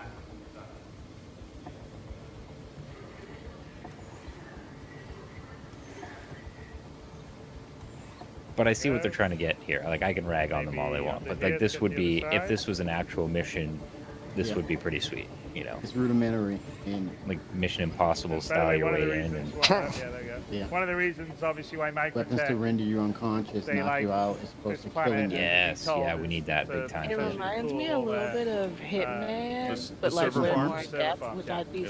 so totally It's like a for, big because I'm never like Microsoft. charge in Right? and try to It's, kill everything data. moving kind of person. Yeah. I really am a, kind of sneaky and one at a time, assassin style, just clear the whole place. And I would love to be able to just kind of sneak Yep. in, download some data, sneak right back out, and never be seen. That sounds amazing. Totally. Nice. And GG. so you don't want me Okay, in your this party is because I'll be building like block UI, right? Leroy So that's all put Jenkins. together by design fairly quickly without having to have Flash programmers or. Okay, I'm Mike there. get it. Cool gameplay, definitely. Yeah. This reminds me of Deus Ex a lot, actually. Yes. Get out of here with that Yes. ill-gotten gain. Good point, man. You're not wrong at all. Yeah. Man, to be fair, he had a whole bunch of, not saying he borrowed or stealing ideas, but borrowed ideas from different games, putting all into this one game. So he wants to like appeal to different people. Yeah. Different people, some people like this kind of gameplay. It's giving a nod. You'll usually hear me say a love Probably go letter. that way. It's Yeah. sending a love letter to Right, this, let's, that.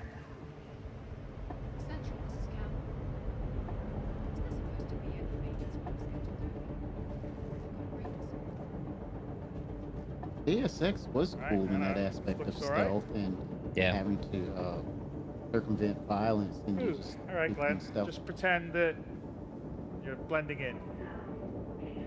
Well, and I felt like Deus Ex was really like about preparation too, right? Like you had to, Yes. and that's something that they've constantly said about Star Citizen. When you're going into a mission, you want to get as much information as possible and be prepared, you know, with your So gear true. and stuff like that. Same kind of situation in Deus Ex. You wanted to like make sure that your build was right and your gear was right for what you were trying to do.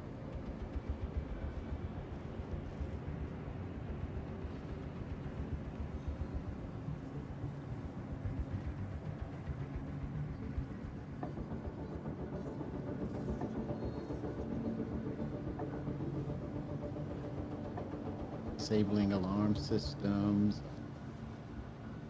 hacking into lights. Holy smokes.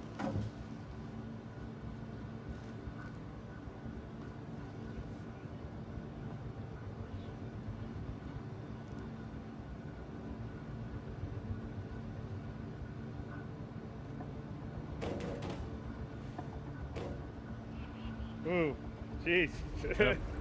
That was close. You almost put it on top of his. Okay. That didn't work out.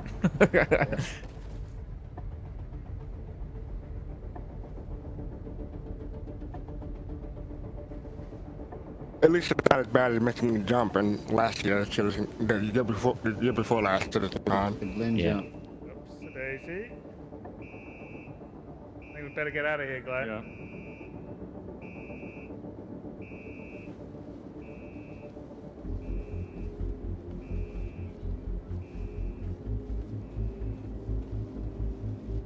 Central. Yeah, this is John. Storage area is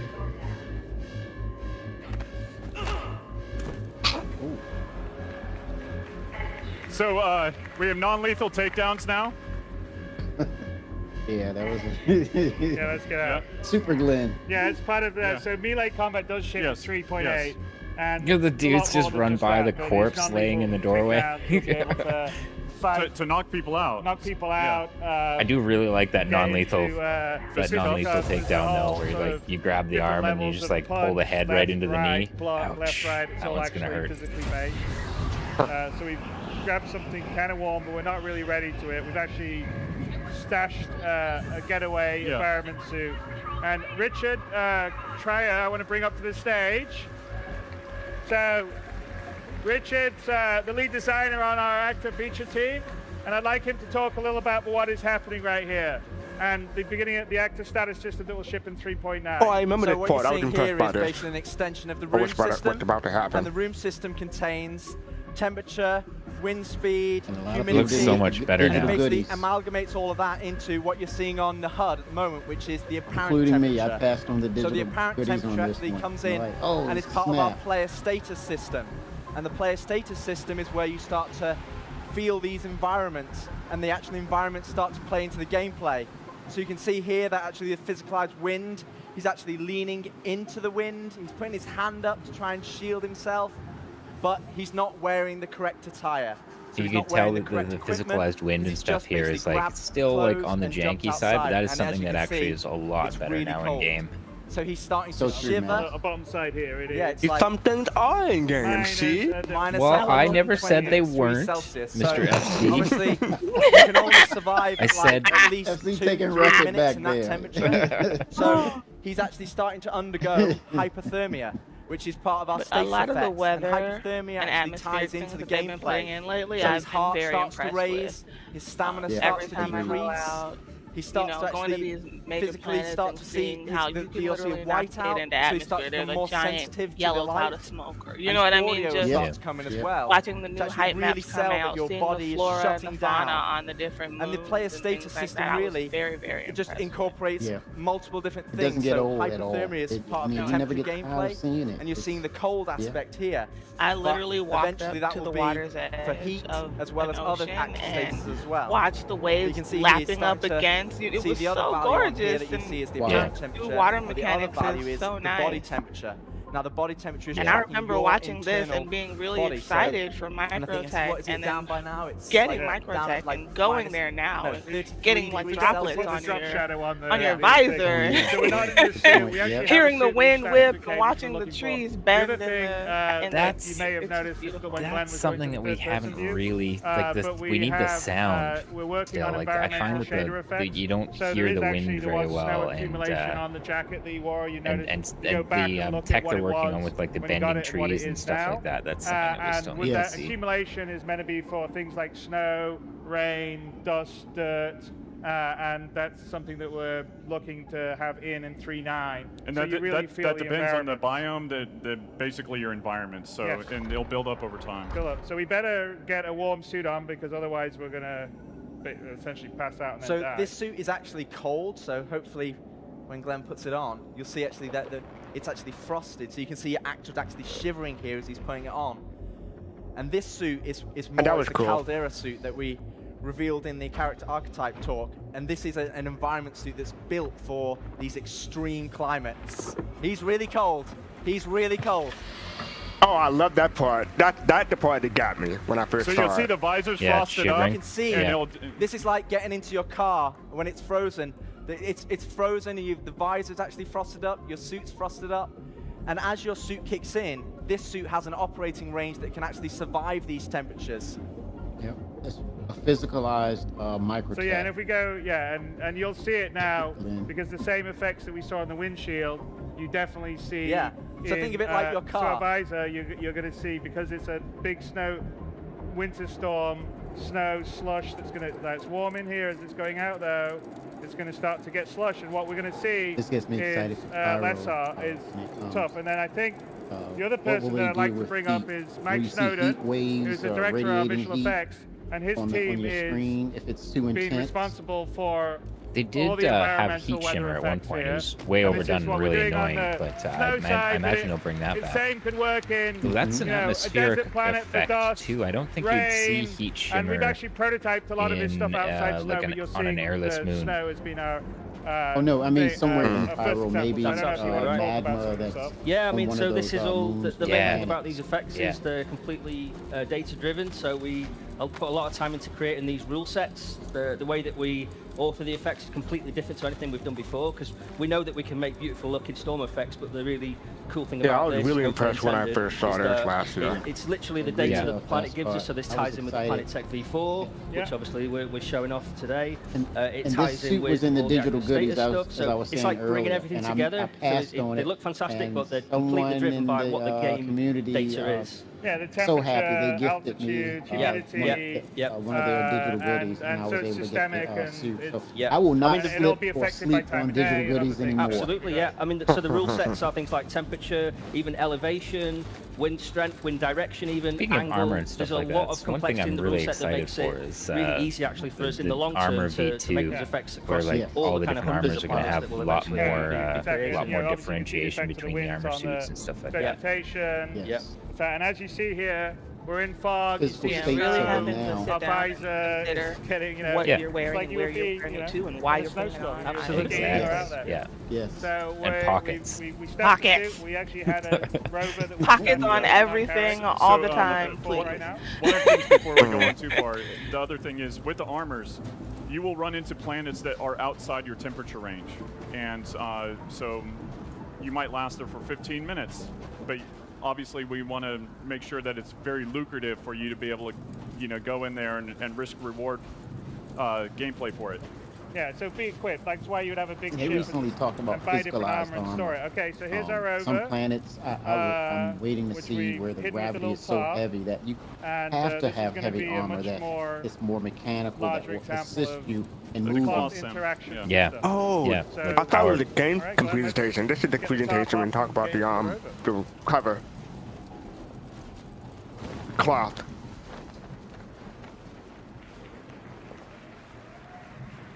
Didn't they do a Okay, they did do an clear. applause. Drop it now. yeah, Gladius? didn't No. they did a panel on Again, this. that's an example of all the physics stuff coming together, the cloth interacting, the wind. They did a panel with the gladiators. Uh, The people who can't hear our producer. And the wind itself here, one thing I wanted to call out is that the wind is different strengths depending on where you are. So if you're down in the tree line or in the troughs, the wind is a lot slower. And then as you get more exposed, that wind comes out. So it really is a dynamic environment. And as you see, as we get into here now, the temperatures come up, the water's evaporating from our visor, and we have a clearer view. But of course, the outside of the I do like the blur rover now of will have the the effect on details this canopy. in the environment. All right, let's let Sam know that she needs to pick us up. Welcome to Roberts Space Industries. Enjoy the ride. System check. Yeah, Griff was mentioning that he was concerned about the level of sight, basically driving in pea soup. Oh yeah. He's like, he's holding on the passenger side, like, slow down, slow the hell down. I'm gonna need a pickup. He'd be white knuckling it on the other side. Oh, totally. Oh, dude. Hang on to that He's not even on a handlebar. road. Oh, hello. It's like hammering down. I'm gonna need to pick up down slope the of a hill. mountain. On my way. Whiteout conditions. Right, got it. All I know is he's gonna slow down or he's gonna be that unhappy breaks with in our me. system because we have a little background. Well, it's zoomed to the right place, which doesn't. Well, I think this is pretty clear. I think this is a path that they'd already kind of predetermined. This is server OCS, so we don't have everything all the time now. So when things go in and out, Like I bet still you. got edge cases. No, but That's I bet you they fix practice for this server one. OCS, I think they practice this. I bet. Yeah, they Look have at this. they Look at this. have plenty of Also, this is rehearsals. precarious, Look so at this. make sure you get a little noisy for Glenn. Oh wait, orange beacons. You can follow the orange beacons. That's true. Well, you can't even see those. Yeah, you can't Yeah, see you can. those. You can see those. Okay, now I you don't see can. them. Now there's no more. Yeah, I was beacons. gonna say. I'm looking Oh, as hard yeah. as I can. Oh, You get eye tagging with this stuff. This would mess with your bottom line. And he had headlights on, but they People don't do wrecking your jack. inventory. The headlights in do the car. diddly. See the fog And starts I can to see down an now, argument we're and going see, well, further buddy, down. you damaged my Ursa rover. I'm gonna have to take 10% off the top. Not a scratch. Bad driver insurance. I know. No, but I see them twisting between third and first person. That's probably helping a lot. Yeah. But still, that first couple of miles or whatever. Show off, Glenn. The comment was That's made. some hang time. Hey. The comment was made earlier that the rock collisions were possibly off with this, and I think so too. I've seen a couple rocks kind of blow by there where it's like, oh, that would have taken a wheel off.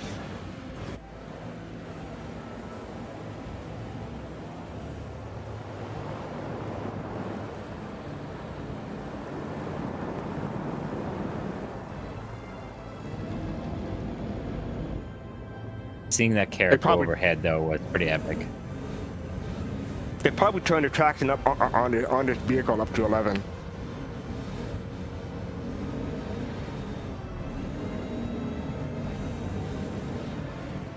For the presentation, I mean.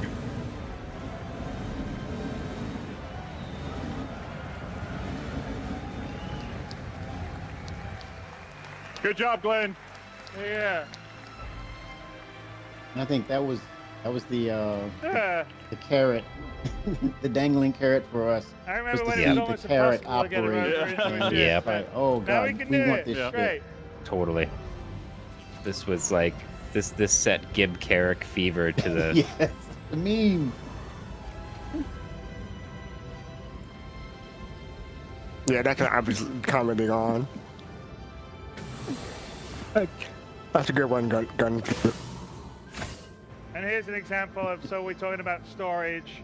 So these are I have to actually say, I meant did for fall storage. prey to Gib Carrick fever. Still kinda Yeah. I early initially days, was so just like, Agreed. it was just like, I don't need a Carrick. I don't need a Carrick. So the Everybody's got a idea is Carrick. I don't you need would have one. 6 and stuff And then that I you see them would walking Well, around, what? and I was just store like, depending on what God you would need, damn. on different planets. For a while there, I had give measurement fever, but I calmed down and I'm patient now. I know that the longer it takes, the better it'll be. It didn't stop there. We got suckered in on the skin, the $20 skin. Nope. Nope. I most certainly did not get suckered in on that one. Yeah, you Oh, probably, we put it on footage one? You're rare, Mass. You are rare. Well, I just was like, the red stripe. Hey, I got a pretty hefty it was- crime I start. just We're gonna felt it have was to get so out of it. low effort. You know. We're being I tailed. bought just at the screamed $7 skin. NC-1701, man. I'm sorry. Any skin over $5, I'm not getting. NCC 1701.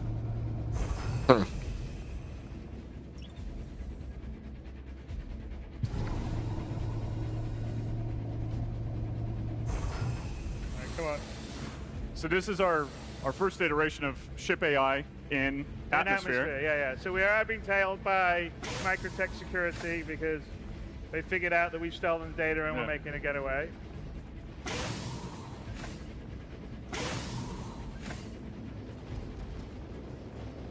There we go. All right, come on. So our little turret. This part right here was so painfully cringe. Just really demonstrated how bad turrets were. Yeah, good point, Mass. Yeah. Like that, the last enemy that he was trying to kill there was just like sitting still, and he still couldn't kill him. Okay, I'm gonna let you kill me. Okay, come on, let's get rid of it. No firing back. It was scripted for sure. I don't know was if just saying it toss makes it, it so- better or worse. If it was scripted and you still couldn't manage it, that's Yeah.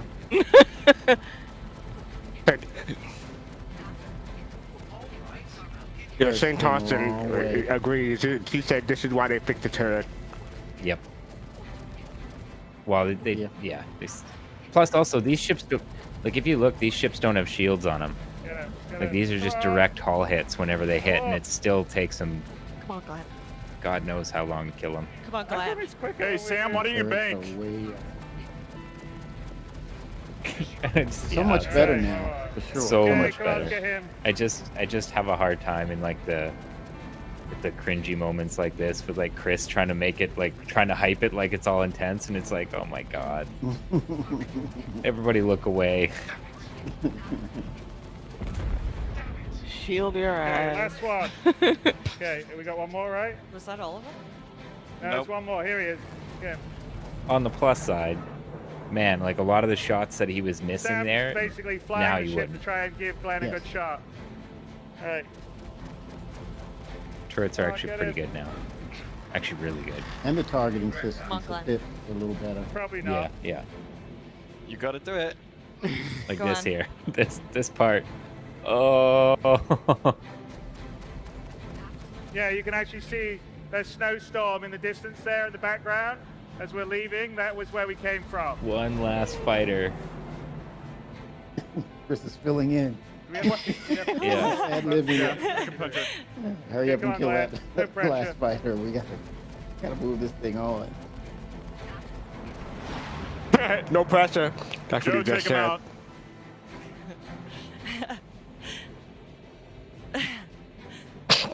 Even Pappy trying to get into it. Shoot it, shoot it. Okay, Glenn, come on. Chris trying to just distract us with the snowstorm. Yep. Now we know Totally. why Glenn was not able to go into Pyro on the Take last this one demo. right Come on, Glenn. Hmm.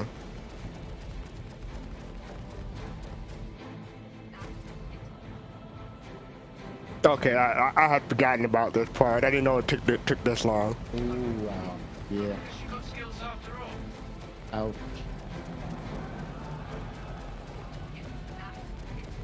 Oh, you got him, maybe.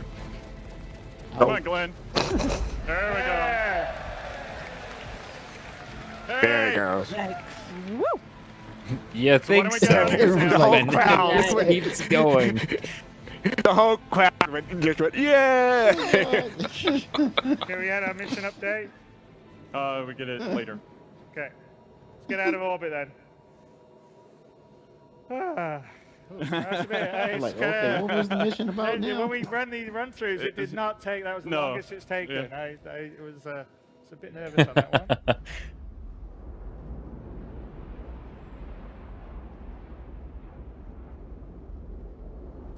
But to give them credit, though, doing a live presentation like that, you can rehearse all you want, but sometimes sometimes the pressure, you know.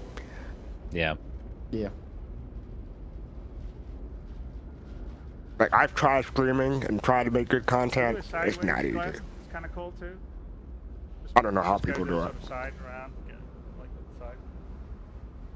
Has me remembering Chris mentioned something like that. He's got it. It is live. You can tell we didn't fake it. It's live. Yeah, that was I want to say. Microtech's very pretty. I forget what year, but yeah, I remember him saying that. When do we get the mission update? Only Q2? Okay. Yeah, you can see that those are trees down there, those dots. That's cool. So is Yeah. okay, jaw so dropping. Yeah, this is a pretty planet. Okay, let's get it. Let's get going. Do we? Yeah, there's no- definitely. the clouds and the having what you trouble see with the kind of HUD. like down among the mountains there. That's in having now, trouble isn't with it? the I HUD. can't remember. Okay. Just get up, and then. Yeah, No, once no, I get out of atmosphere, it should yeah. help. I've noticed. I hope. In the storms lately, I've flown around the atmosphere, around the planet a couple of days ago, and noticed the intensity of the storm will Says pick flight up to the system extent damage. where you're Right, but at some moments you're blind. You can't see, and then you have to look at your instrument paddle attenuated panel. to see where you are as far as your being above the planet, your altimeter, to see how high up you are. And then as Sam, soon can as you hit B I don't know, and do this it? was crazy. As soon as I Can was you hit able B to and do see, Yeah, I was think heading can right find it into a with B, cliff. hopefully. It literally scared me. Yeah. It was a swam. Jump scares in game.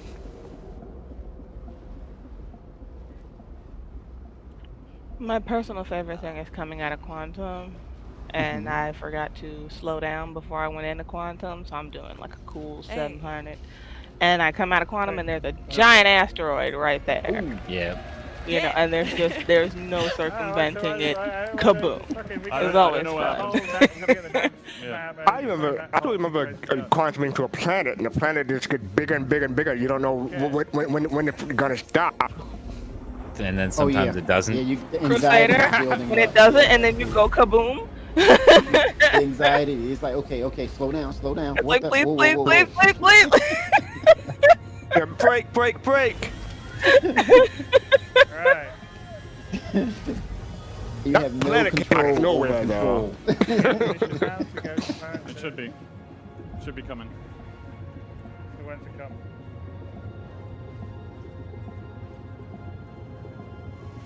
You don't need to rush, by the way, Glenn. Yeah.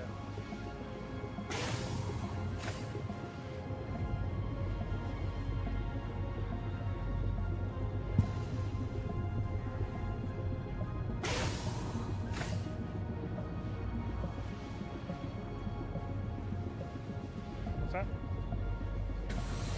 Okay, I haven't seen it. A lot of doors. I think they really thought out this Hey, Glenn, can you design check your, on the carrot, the way Oh, yeah. it's, Status? You should have had laid out. the update for where Really they good. I'm not sure if you Yeah, saw I it. think they did a really good job with that. That's honestly the thing that sold Yeah, me delivered on the to carrot Root was Station. There you carrot go. So- was when they were yeah, like doing the I got the update walkthroughs, mission. I guess we just should do that. seeing Anyway, how the ship was laid got the out, data. We've now cool told the, them the we've crew gotta go. quarters, We've you gotta know, go to everything like that was just like, Root oh, like they There we go. they just get better and better and better So at here we this. go. Go exterior, Glenn. Exterior. Oh, There this you go. part. There you go. Oh, okay, I remember this part too.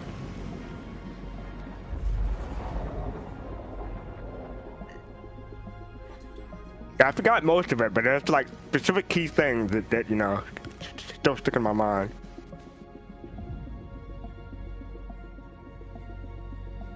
And Was this is in Spacescaping the, coming in volumetric 311 or cloud, the space 312? cloud tech that we have. 312. Yeah. Same stuff that we're using for Squadron That- 42 for the coil, but as you can see, That's something that would usable everywhere else. It's give us some fully volumetric scenes like layer, we're seeing right now and on it's screen. beautiful. I can't wait for that.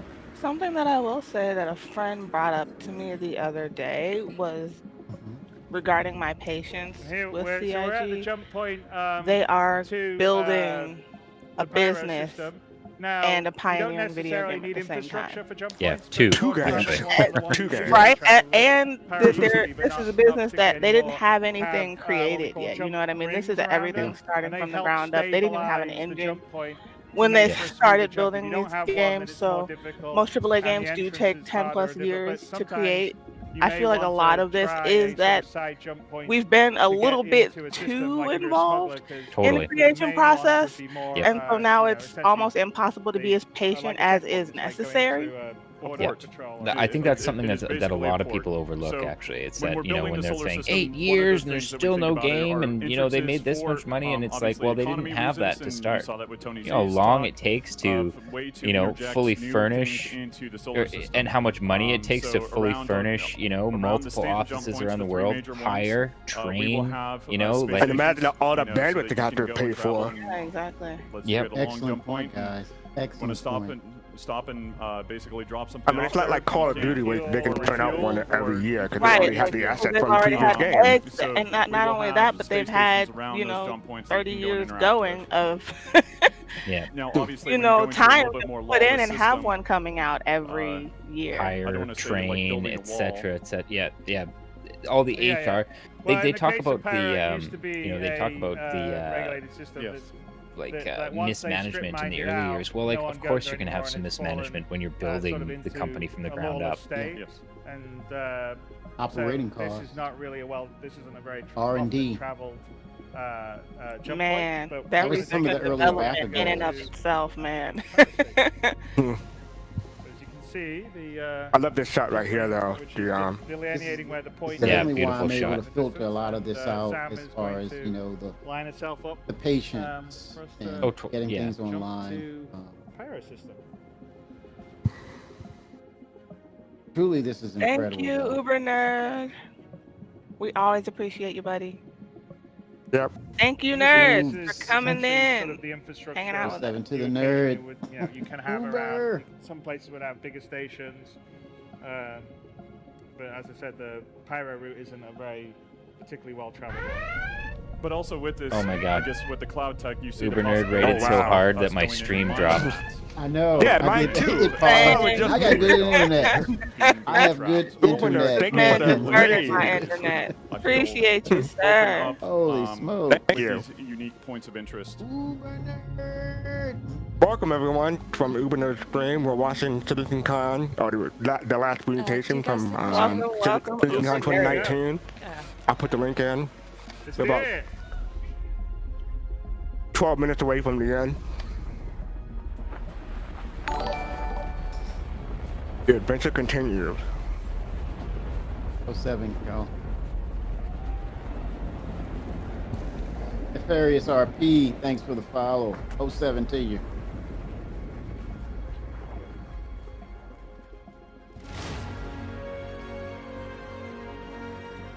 Stop the music change.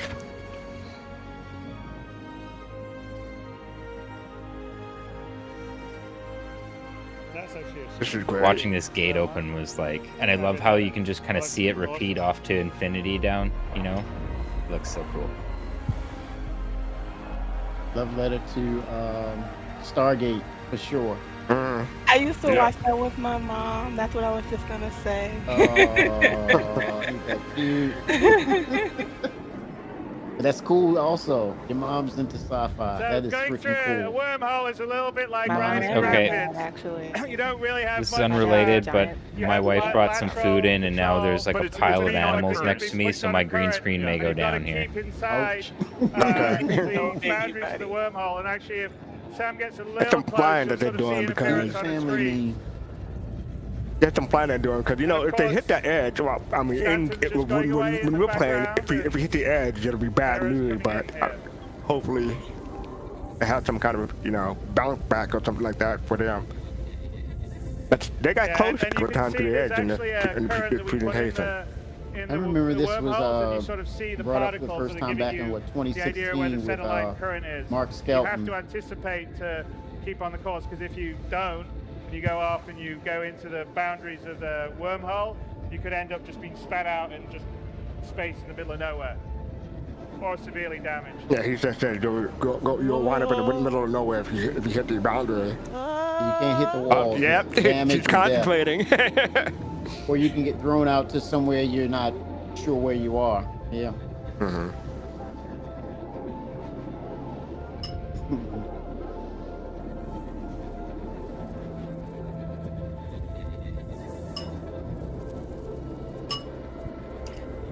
I think it'll be really, there it goes. I think it'll be really cool, you know, if there are like branching paths down these wormholes, so you could have like potentially, you know, if you're good enough, you could take a riskier path, but it would get you there faster or whatever. We are now in the pyro system, and or jump you in a place that doesn't come out where the main jump point does, like maybe a couple thousand kilometers, you know, on your X, Y, or Z axis away from the main jump hole. If you were trying to be sneaky, you know, and evade scans or something like that. I could definitely see that, Mass, if you're trying to escape from pirates or enemies, and you do a jump and you try to go to a branch away from them. Backroads in space, Is that a route exactly. to the ruin station, Sam? Mm-hmm. There we go. There we go. All right, Ian. Hit it. Oh, come on. Punch it, Chewie. Come on, October 10th.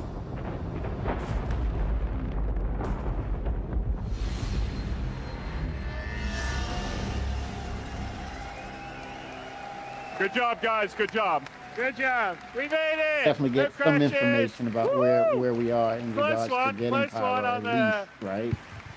On the interaction. Good job. Good job, guys. Good job, Mike.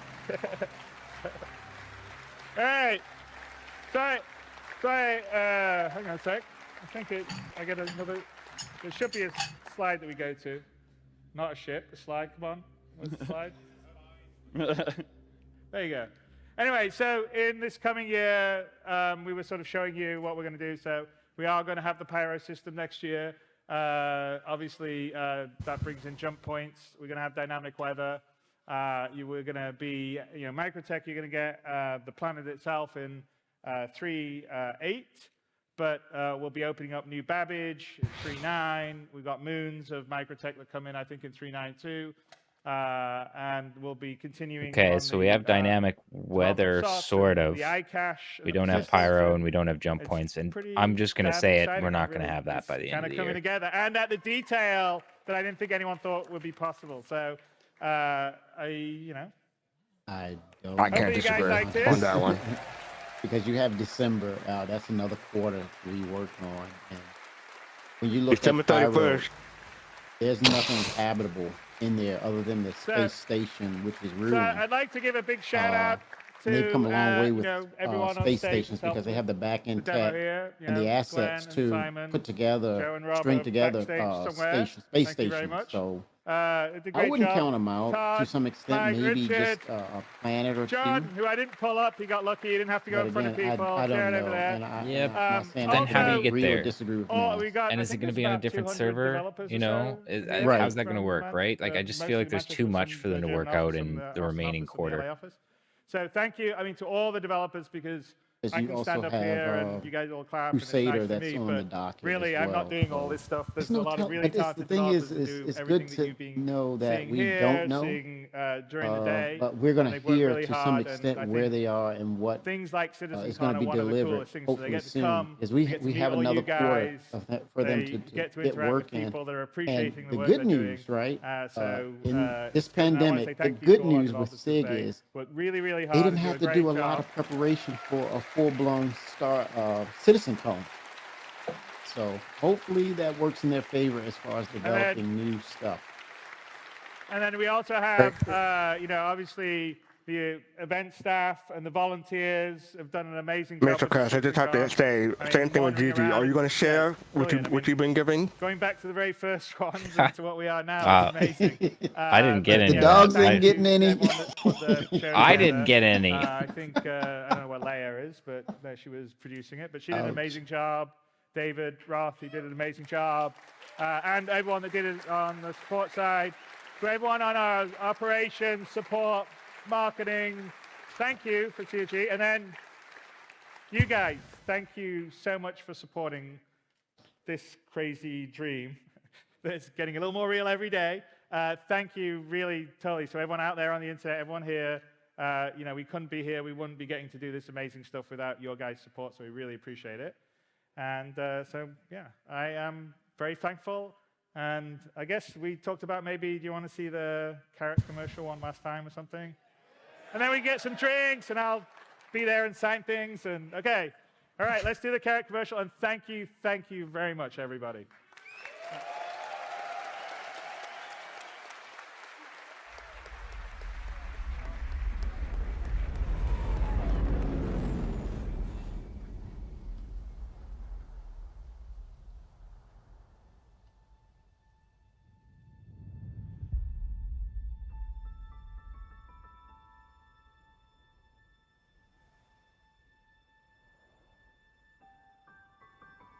I don't think I've seen this since, probably since it came out last year.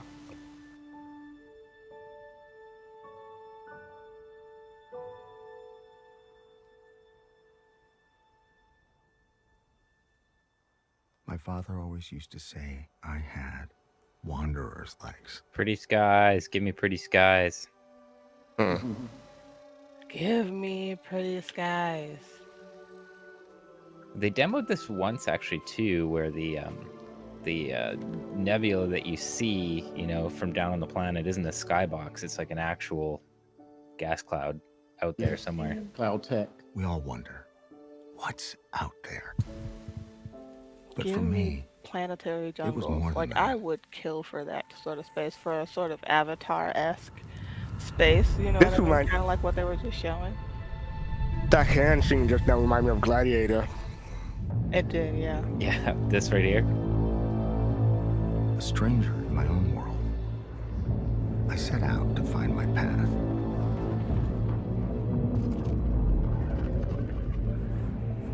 You know, such a type of gameplay that I want to put in the game.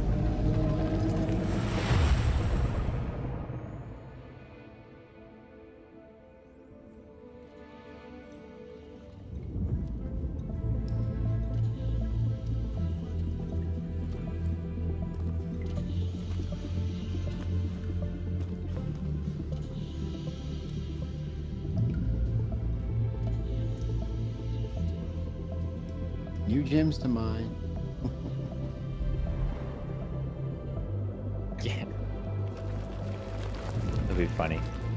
Everything's looking all pretty. He just comes and like smashes it, picks up the crystals. Through all my travels, for all the trials of the unknown, I came to realize that there was really I'll only talk one about this on thing Friday. Say, talk about the mountain tech. People are going to climb those mountains in game. Where I'm not going to. And Gigi said she's not going to. Gigi certainly is not climbing any mountains, real and or virtual.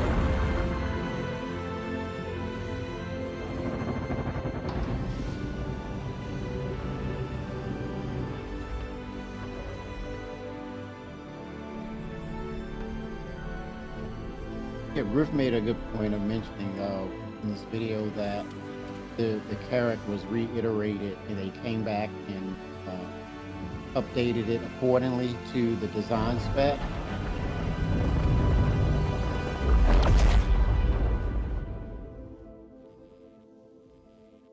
Well, there you go. Everybody who says that, you know, that they should be able to solo pilot a Carrack, well, apparently you can, according to the commercial. That was an eye-opener. Oh, otherwise it'd be false advertisement, right?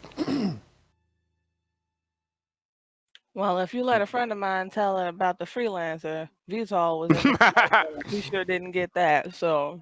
We almost put the whole show without someone bringing up the freelancer. Oh well. No, I'm kidding. But what do you guys think of the these presentations, starting with Gigi?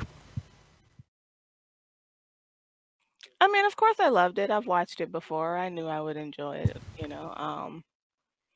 Did you have any perspective I will compared say to? that, like, as MasoKast said, I'm a little disappointed in how little we have of everything that we've seen. I will say that the things we do have are, working pretty well and doing what they should be doing, so that's nice. But just I'm a cynic, y'all. So I'm more of a wait and see. I'm more of a wait and see kind of person. I can't throw my money at something I'm not sure of. That's just in my nature. Unless it's a Pico doll. Pico is happening. This is again, it doesn't matter. That's happening. I will have a Pico, real and in game. Okay, You notice how and loud you you just can make got? fun of me if you want to. I do not care. He's an adorable blue stuffed penguin. I don't know what you want from me. How about you, Kimmy? What did you think of the presentation now and then? Well, I'm gonna let Mass go ahead. I'm gonna digest all of this, and Gigi made some good points there, but I wanna, if you don't mind, I'm gonna digest it a little bit. All right. I guess I guess I kind of jumped the gun and kind of already gave my opinion about the presentation. But like, yeah, I just watching it, I just kind of felt like, okay, this is more dreamer stuff that's like way down the road. It doesn't really apply to us now, and it won't apply to us probably for the next couple of years. It's going through and kind of watching it again has kind of made me, especially at the end of 2020 or approaching the end of 2020 here, has allowed me to kind of look at like, okay, there is, like a good amount of stuff that they did demo in that presentation that was, that has come to fruition and is even better. Like, for example, how your character reacts to weather and stuff like that, I think is better now at conveying kind of like the severity of the weather that you're in and less janky looking than it was in the presentation. But yeah, just little things like I mentioned earlier, like the fact that they're, that the stealth aspect of the game was obviously scripted because the NPCs don't have any sort of stealth detection or anything like that. Kind of a bummer. Again, then that's not going to change anytime soon. Yeah. So like I said, I mean, it was fun. It was pretty, and I like, like Kemi was saying earlier, that if you look at it from the perspective of the CIG teams putting something together that says this is a visual representation of what we're shooting for, what we're aiming for, and what we're working on. That did kind of give me a little bit of a fresh perspective on it. But overall, I'm still just kind of like, I was way more interested in the panels this year than the yeah, I can see that. Than the presentation. You want me to go before you, Kimmy, or are you ready? Go for it, fastcart. You ready? Go for it. Like I said before, I binge watched the whole thing last year, so I couldn't retain it. So a lot of this stuff is they're not seeing it for the first time, but re-seeing it and remembering what I saw the first time. But there are a few things that did kick in my memory as soon as it was about to happen. One was the shivering when he picked up the helmet. That was like wow when I first saw it. I was like, whoa, we're gonna get that, and seeing the cloud tech and everything from the from the character, and then the gate and the going through it and everything, that really impressed me, and I remember that. So those are my first good impression. All right, how about you, Kimmy? Well, I think seeing it now and seeing it and having the perspective of seeing it now, back then, it was about touching on a lot of different components regarding the persistent universe.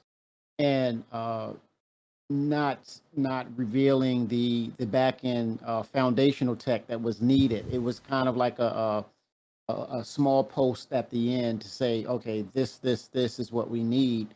But they were trying to hit on different aspects. But looking at it at that time, it was all about the Carrick. It was all about Pyro and the physicalized realization of microtech. And so you kind of uh, you were really attracted to just that, and you didn't look beyond that. But they already had that vision of what they needed, and they were working on the back end tech. But now, when you bring it fast forward, it showed that it was SIG was trying to showcase a lot of the different departments as a whole, and then how all this is going to come together eventually. But the elephant in the room is definitely the foundational tech, the iCache, Yeah. the server meshing, and that was the thing to say. Well, this is our this is our tech hurdle right here, but we're only going to give you a snippet of what we're going to, what we're bringing down the line. But as long as you're happy to see the Carrick is coming and we have some realization of Pyro, we're going to leave it at that. But yeah, the true story is, will we get any part of the back end systems come the end of this year? Not all of it, I'm sure of that, right? But to what aspect can we get, as far as can we get something going for it with Stanton, or finishing out Crusader, I'm sorry, or a moon or a planet of Pyro? That's going to be the question. And again, because it's been so mysterious, they've been holding things close to the vest, and there's not a lot of leaks out there as far as what's going to be shown. It's definitely a mystery, but there's some anxiety and build up as to say, I want to see something, right? So here we are, 2019 and 2020. What will we see come October 11th or 10th? I'm gonna say an unpopular opinion here. Pyro's overblown. Like at this stage where they are right now, Pyro. Everybody wants Pyro, and why? Why? Like again, like you mentioned, the elephant in the room there is that back end tech, and without that back end tech, anything that we get with like if anything that they put in with Pyro right now would be premature, and it would be ultimately disappointing. You know, so I don't want to see Pyro by the end of the year. You know, not unless we have, some degree of server meshing that allows for a higher player cap, or has an ability to hand players off between Pyros as like a Pyro server and a Crusader server. Not a oh my god, Stanton, like a Stanton server, so that you can kind of like hop back and forth, maybe. iCache. Give me iCache. I'm still crossing my fingers for iCache by the end of the year. That's what I care about. I don't care about Pyro. It'll be pretty, but I'd rather see it. I'd rather experience it when we have the tech to make it something that's worth going to, and that's actually interesting and adds to the game, as opposed to just splitting the player base out even further, for some sightseeing and the same old gameplay. Yes. So I'm grateful to Jared and said the views and opinion of MasoKast now. But I can see where you're coming from, and I can see more people. I probably agree with you. They probably would run more iCache more than Pyro. But there are people who like want Pyro more, or who want both. I guess so we'll see how that comes. I was just gonna say, porque no los dos. I want both. Well, yeah, I wouldn't say no to both, obviously. All right. So, you have something to say? Give us a shout, because if y'all can't see, I am super cute today in all my Soul Citizens merch. Ooh, But yes, we do have hats, we have shirts, we got mouse pads, and we got mugs. So check down underneath us and get your merch. Become a true Soul Citizen. And don't forget to follow us on social media. We got Twitter, Facebook, Instagram, and YouTube. Especially YouTube. That's where we post the shows. In case you missed this one, you catch it on YouTube. And also join us on Friday Night Live. It's on Friday, 11:30 p.m. Eastern, 8:30 p.m. Pacific.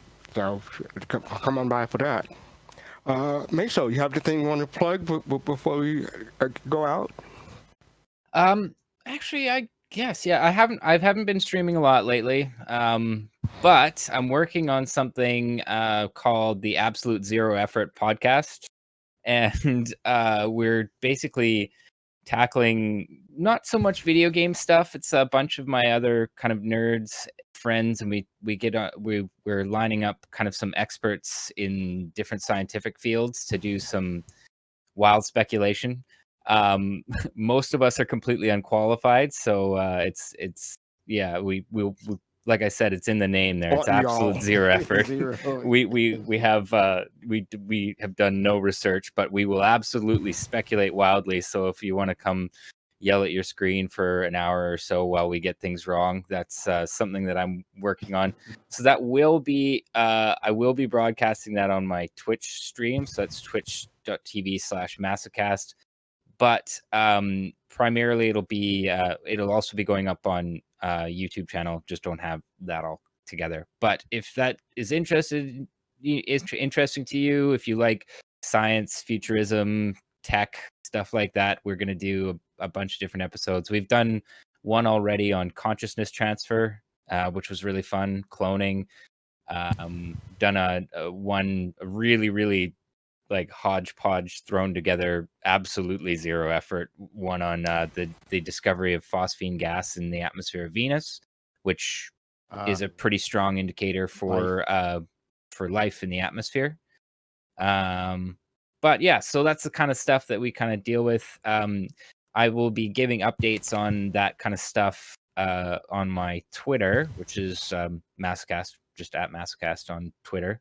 We were actually going to do one today, but our particle physicist friend got seriously ill and may have a kidney stone or something, so he was not up for a podcast today. So unfortunately, that one's postponed. But yeah, our next one, we're getting together with a particle physicist of ours, a friend of ours. We're going to talk about stuff that's kind of on the limits of human ability to conceive. We're going to talk about kind of the nature of reality from a quantum physical perspective, entropy, flow of time, etc., etc. If you want to melt your brains out your ears, this will be a good one. But updates on that on my Twitter channel when we get that one out. We just watched Tony Z last week, so I had enough melting my brain out of my ears for a while. Yeah. How about you, Kimmy?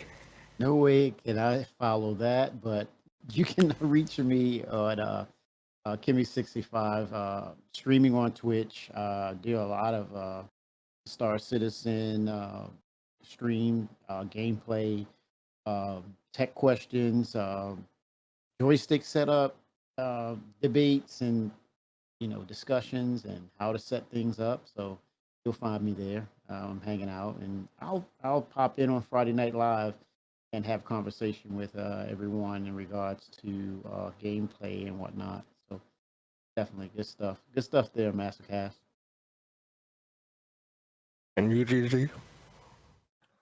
Everybody knows where to find me. You can just find me at all forms of social media at theGreenEyedGyal or GreenEyedGyal. Spell it directly the way you see it spelled there. If you leave out the Y and you find someone who looks like me, they created a page and it's not me. So don't do that, because a couple of y'all have had that as a problem.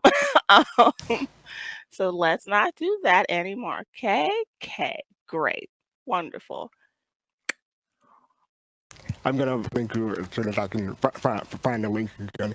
But I'm having a special on Tuesday on the base radio. I'll put that in Twitch chat. We're doing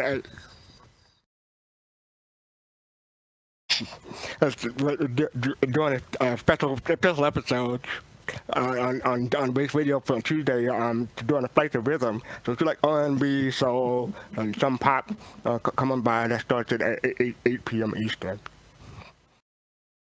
And definitely Fastcart's birthday is coming up, and we're so excited. So everybody be very nice to Fastcart because he getting old, y'all. Start drinking. Yeah. Take him to the bar and have a beer with him for the first time. I'm not gonna lie, I was excited to see Fastcart for his birthday and hang out with him, and I was a little bummed because I was like, "Oh man, we were gonna do the Bar Citizen for his birthday and have a good time." So that was the plan, but maybe that next didn't year, come to though. fruition. Hopefully That'd be next cool. year. Yep. All right, everybody. We are going to be rating someone named Sealable Bag. And Sealable Bag is starting a new job tomorrow. So if you would all congratulate him, give him all the hand claps and the happiness. This is a time where it's hard to find jobs. So getting a job is a great accomplishment, you know? Yes. Give him some love. And we will see you guys next week. Love, peace, and soul.